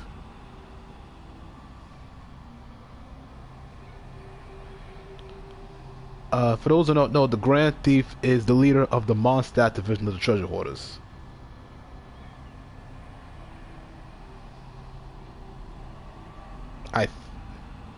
Yeah.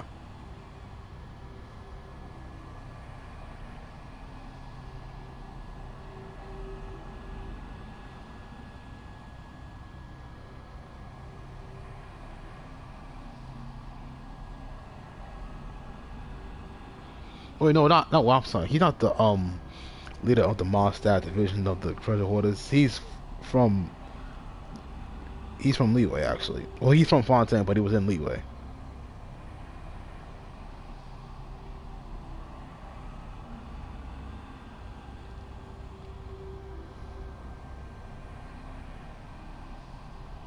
Raptor is actually the leader of the Mondstadt division.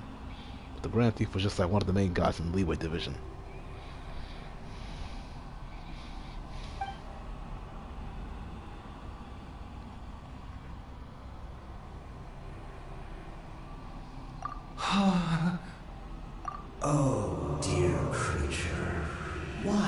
bow down? For fear of the unknown? Or for a power that you covet? Whose voice is that? It must be coming from inside my head. Can't Aid hear it? Oh, dear creature, why do you bow down? For I am no god. I am but a sinner. A sinner? You are like a flower, born in sin, yet pure, spotless. I know your fate well. You need no longer hold back your resentment, nor accept the countless lies. Go forth, become a transcendent one. Rise beyond the fate bestowed upon you. And I shall shed a tear at the end of time, as I gaze back upon your life. Who in the world are you? What do these words mean?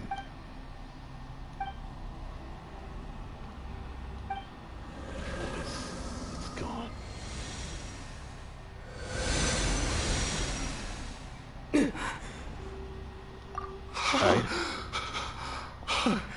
What just happened?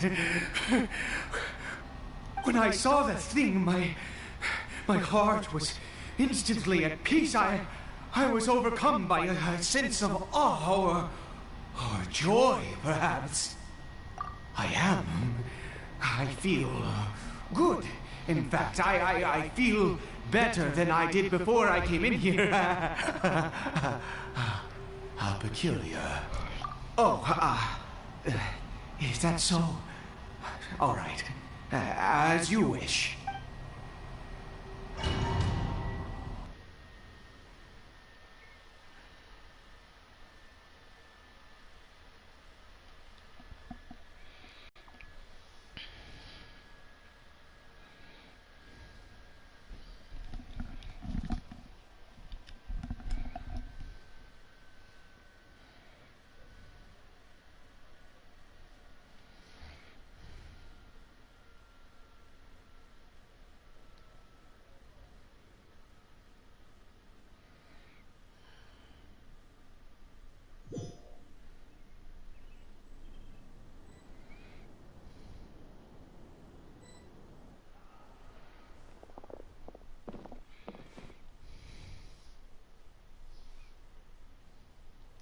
I have a strange feeling that what just happened was meant to be. For this to happen, right at the moment when I was dreading worshipping at a statue of the Seven, it's as if fate was calling to me. You say that I bowed before that thing, so perhaps it might be just as effective. I have to try. No matter what, you said it yourself. I have to exhaust all option.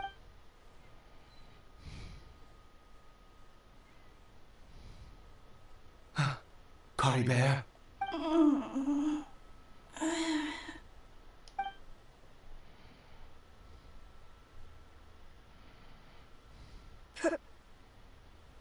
Papa?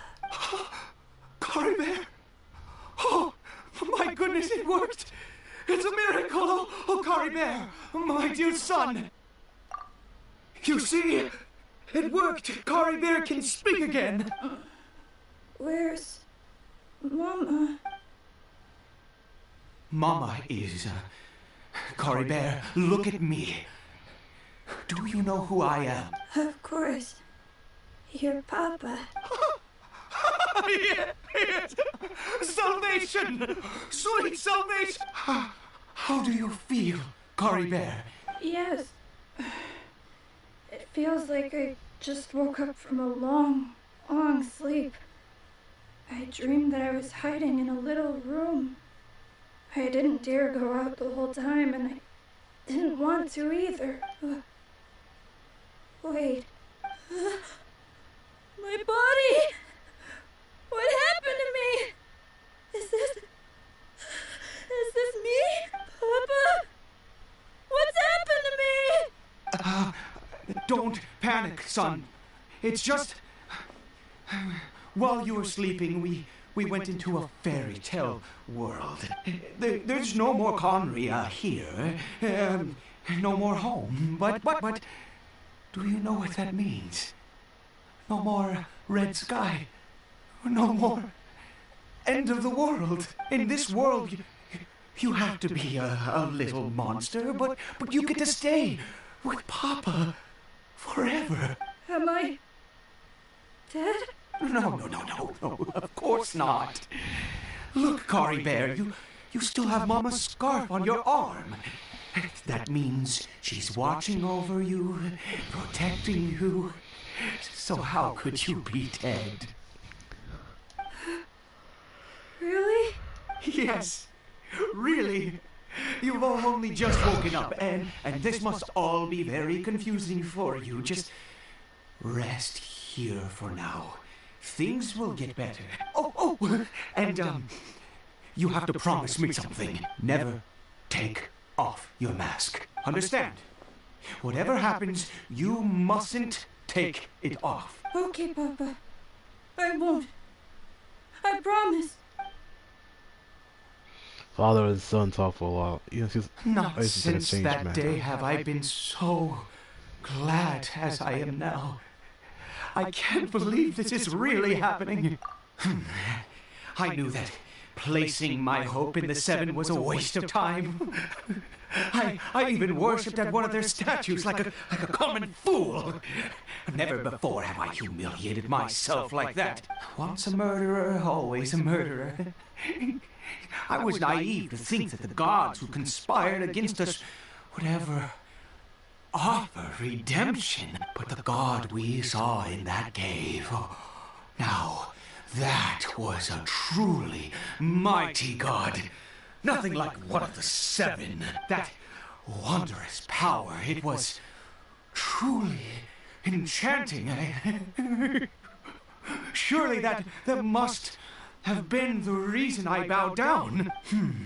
Now then, after one beseeches a god, and the god responds by answering their prayers, should they, do something to show their devotion? Piety is hardly my area of expertise. But surely I should honor the god that has honored my wishes. A sinner? Oh, don't be absurd. You don't know a single thing about him. How dare you utter such blasphemy? You and I have both witnessed his divine power. When have the Seven worked a miracle like this before? Never! He is a god, mightier than they, and yet you would call him a sinner. Oh, preposterous! No matter. Believe what you will. You cannot shake my faith. I am going to pay my respects with or without you.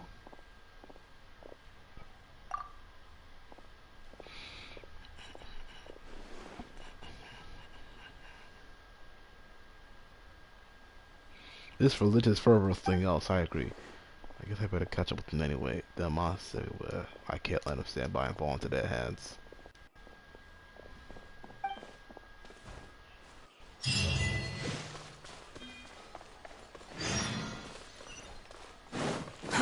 Too slow.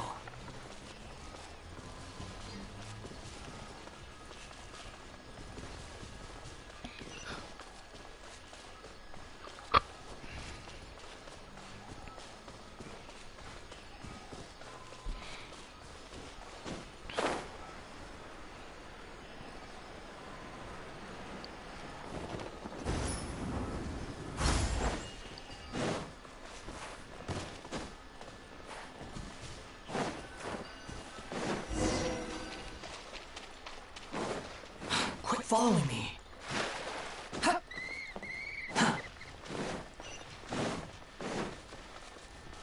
Quit following me.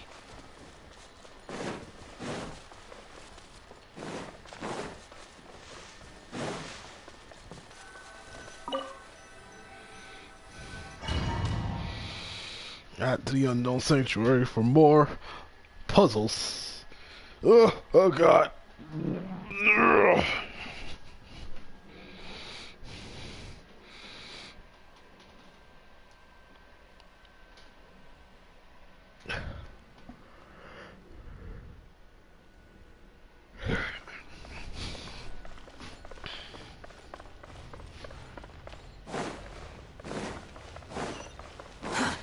Too slow. Quit following me. Too slow. Squall Fury.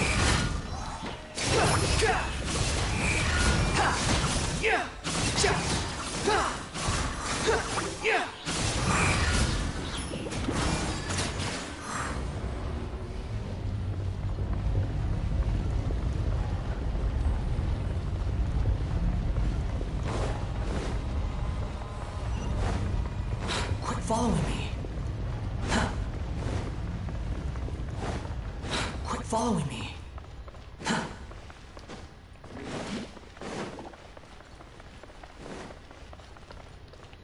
Oh, I have to fight those slimes? I can't just...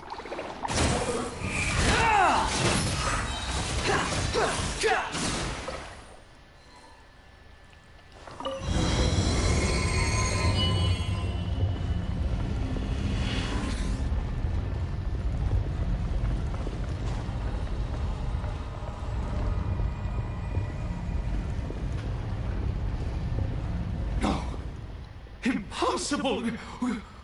What happened? The Hilichurl worshippers had disappeared too? Was it all an illusion? That's true. Yes, it can't have been an illusion. I still feel that awesome and wondrous power flowing through my mind and body. It was neither illusion nor coincidence, and certainly no dream. It was a wonder. Yes, a divine wonder. Let's go, traveler. There is surely a reason for its disappearance, and I do believe that someday in the future we shall see it again. Could he really have been a sinner and not a god? You're turning into a zealot. I don't know what a zealot means, but he's definitely... Yeah, he wasn't stable during all this, but he's definitely getting worse and worse.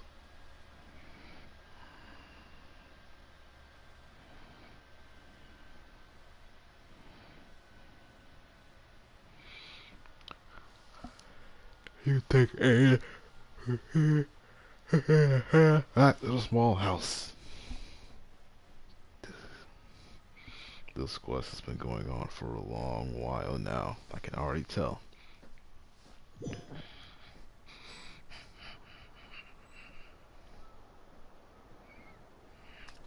Caribert? Where has he gone? Oh, no, no, no. Maybe someone else came by and found him? No, it can't have been that. There's no sign of a break-in and no sign of anyone having been here. This does not bode well. What if he's spotted by a forest ranger or an adventurer? Oh, wait a minute. This isn't how we left it. Oh no. Did he?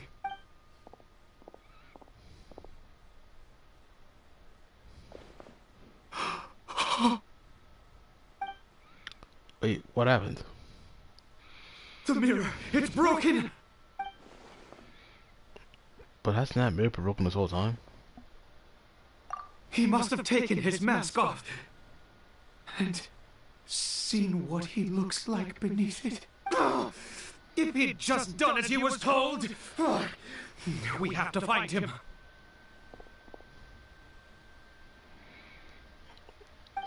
That mirror was definitely broken when we first showed up. What could be going on?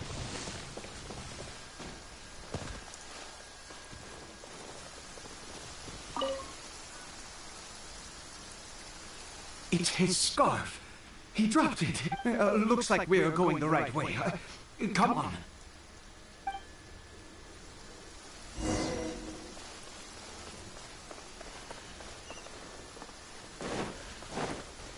Caribert!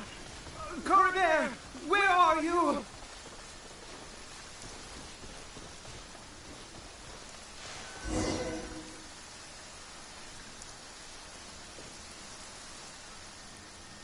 Curses! Forest rangers. Hey! Who are you? We haven't seen you around here before. What's your business here? Have you seen a hilly churl? A hilly churl should have come past this way. Have you seen it? I asked you first. Don't make this more difficult than it needs to be. I said, have you seen a hilly churl? Hey, whoa. Look, sir, there's no need to get so worked up. There are hilly churls everywhere. What's the big deal? We see plenty of them out here. Exactly. Matter of fact, we just took out a few of them back there. Those dumb boneheads. You Forest Ranger scum! You spawn of the Seven are all the same! I'll have your heads if you so much as laid a finger on Caribert! You're raving mad! You've got some gall coming here to our nation insulting the Forest Rangers! Curse you all, Forest Rangers!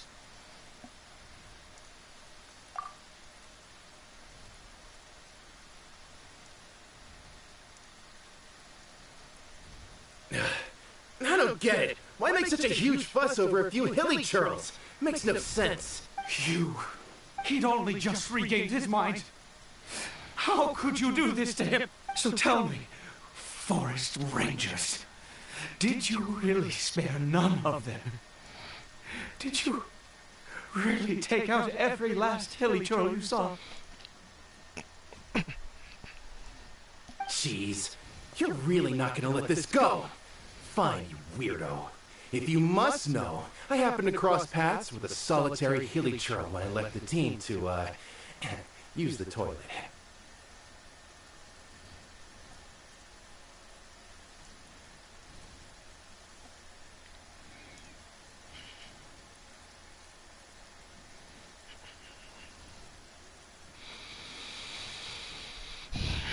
I was frightened at first, but it didn't seem to have any interest in me at all. It was just bumbling along in that direction. Yes! Wonderful! Wonderful! Let's go! We have to find it! Wait, you're leaving? Not even a thanks for the info, goodbye?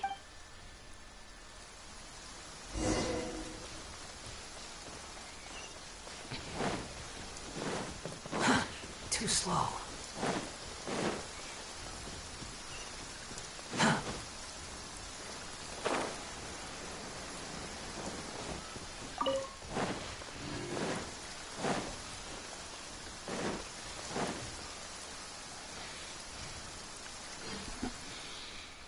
Yep, that's Caribert, alright. Caribert! Caribert, my fault.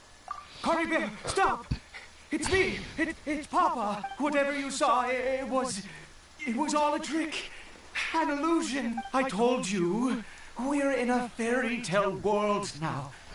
Nothing here is real. Please, Caribert, come back. It's time to go back. Caribert? He's relapsed. How could this happen? He regained his mind. He must be able to hear me. Not anymore. Come, Caribert. We have to go home now. Papa's here to take you home, all right? What has that strange power done to him?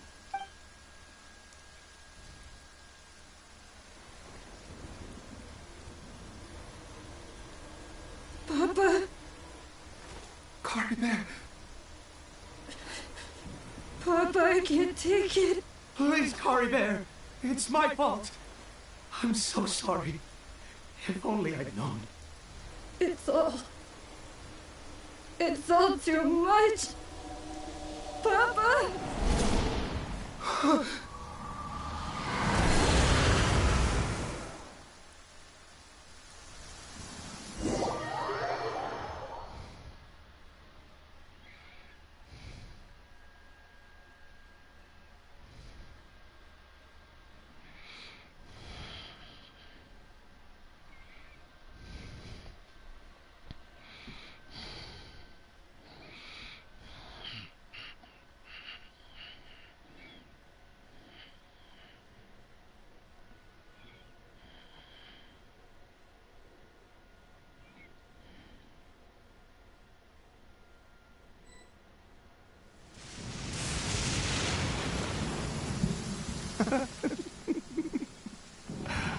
I see.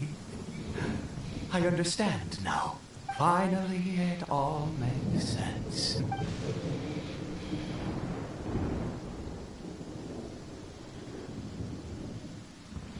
What happened? Did I faint? I remember Caribert taking his mask off, and then... Ah, Traveler, you're awake. Finally, we can rejoice together. Wait, no. Why am I still calling you Traveler? Oh, I have known your true identity for some time now.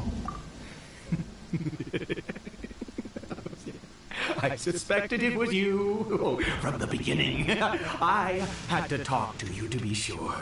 Oh, of course you haven't. With your status, you can hardly be expected to know all of us. Oh my god, does he think we're our sibling? Is that what he's saying? Does he think this is Traveler's sibling? Oh my goodness. In any case, I've been using a fake name this entire time. Ida is the name of a servant I once had. My real name is Clotar. Clotar Alberich. You saw it too, didn't you? Unmistakable, the power inside Caribert and the power of the one you call a sinner. It was one and the same. I am positive now. It's the power of the abyss, isn't it? Oh, at long last, I have seen it with my own eyes. That is no business of yours. A sinner. Yes, salvation for a sinner can only come from a sinner. Caribert did not deserve his fate, but now, it's wonderful. He will be able to weave his own destiny anew. Born into abject sorrow, he shall now become the loom of fate. There's that term again, the loom of fate. You're right about this being from the abyss, but the abyss is sinister and dangerous. Sinister? Dangerous? Oh, I never imagined that you, of all people, would deny the abyss. How ridiculous! We once believed that you would bring new strength and hope to Khanerian.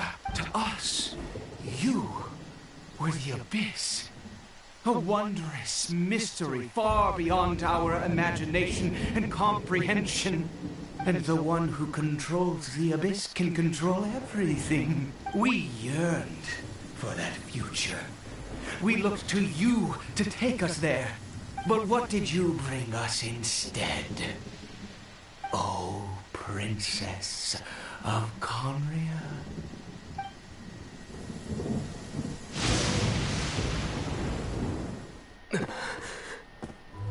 What did he just call me?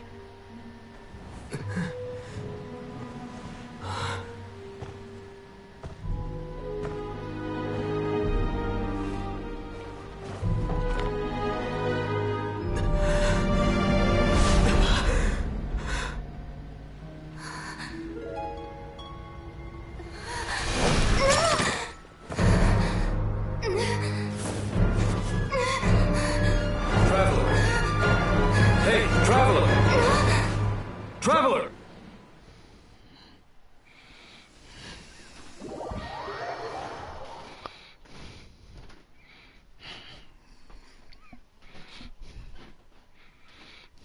That was crazy. Oh my god. I was at a loss for words just then. Wow. Like, that was some true horror movie type stuff, man. Just right there.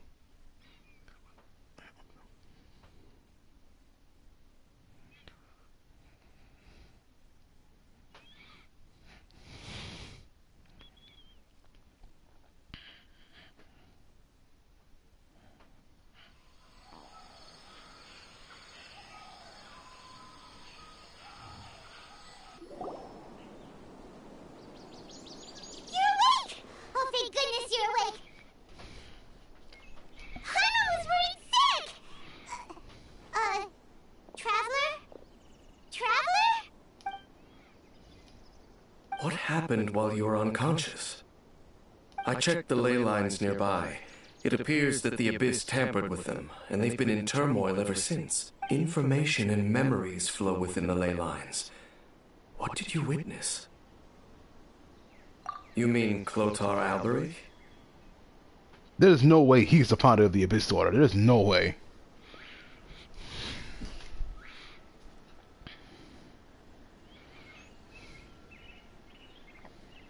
So everything we just did was all the Traveler's siblings' memories.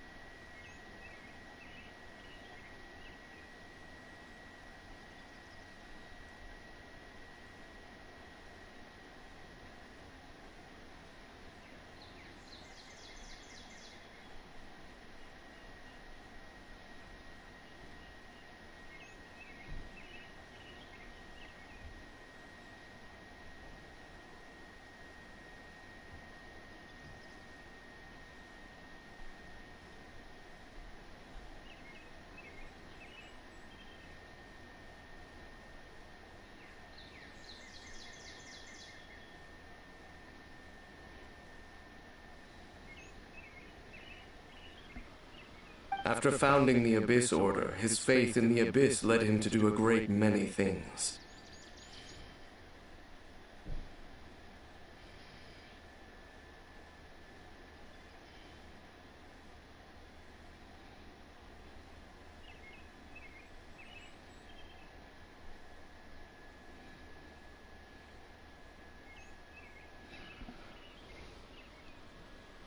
But the curse of immortality continued to torment his body and mind. And in the end, neither his faith nor the Abyss he worshipped could save him. After 100 years, he lost his mind completely and was never seen again. Yet his dark legacy lived on. The defiled statue that we encountered previously was just one perverse product of his use of abyssal power during his life. You could say that. She wouldn't be the Abyss Order's princess otherwise. Are you alright? You have a troubled look on your face. What happened? So you saw her memories from centuries ago, through your own eyes. It all but defies belief. Still, as I'd suspected, the notion of the Loom of Fate did indeed rear its head during that time, and it seems closely connected to Clotar Alberich's son, Caribert, and what happened to him. And yet your sister never breathed a word of this incident to me. I wonder, was that the moment that she decided to go down this path?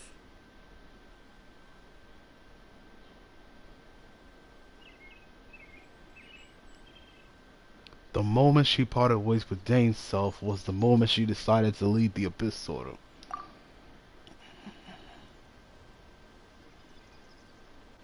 Indeed. Clearly this series of events sparked a long period of deep contemplation. This was where it all began. What is it?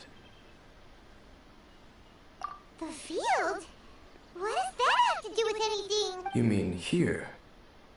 Well, let's start digging and see. You scared the Duke out of Paimon! Did you rebury them yet? A male and female skeleton, buried together. Interestingly, the male skeleton appears to have been interred much later. And it's holding a silk scarf in its hand. But what does this mean? And how did you know that there were bodies buried here? What? That's impossible, unless Clotar Albery finally found a way to rid himself of the curse. This all raises far too many questions. I need time to think, and to search my memories for some missing pieces. We should part ways here. Huh? You're just gonna leave? Why? You could come with us, you know. It's better that we split up for now. I think that he might have seen you. Who's he? Yes. I have my suspicions as to his identity, but I need to confirm some other details before I can be sure. If the time is right, I will tell you when we next meet. But what do you mean that he saw the Traveler? How is that possible? I fear that while these things would limit anyone else, they are no obstacle to him. What? Why? What is he? All right, let's leave it there. There goes Dane. And just like that, it's back to being the two of us again, huh? What is it? Huh?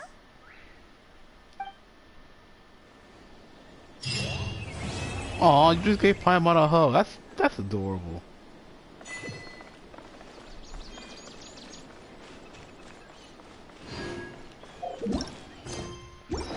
Alright, and that was your conquest, ladies and gentlemen. So now we have to go here and claim our rewards. Hold on for a second.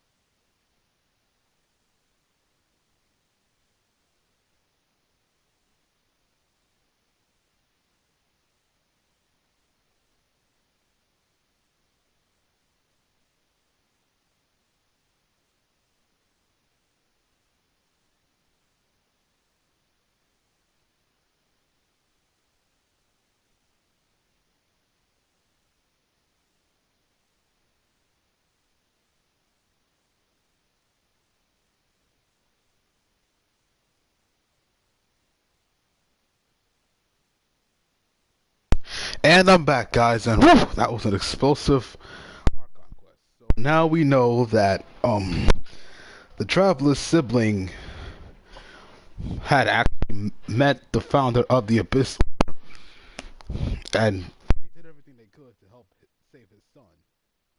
But after witnessing the power of the Abyss Order firsthand, she was horrified and then left, and continued her travels with Dainsleif. It was only during her travels that she eventually decided that Clortho was right to not believe in the God, not believe in the 7 Archons. So we know it.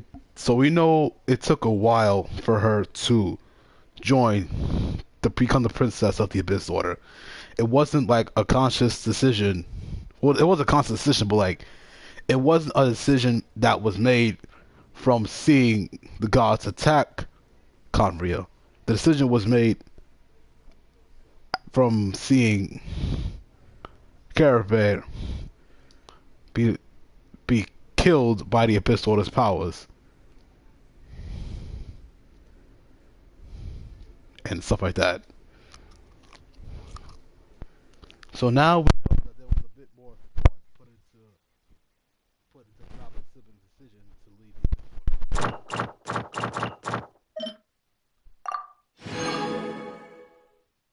And with that, we got another twist. I'm actually gonna end the stream because I've been streaming for about almost 4 hours now. And we've done everything we needed to do. So thank you guys so much for watching. I do apologize for the constant echoing that's been going on, but there wasn't anything I can do about that. So yeah, thanks again for watching, and I'll see you guys next video. Goodbye.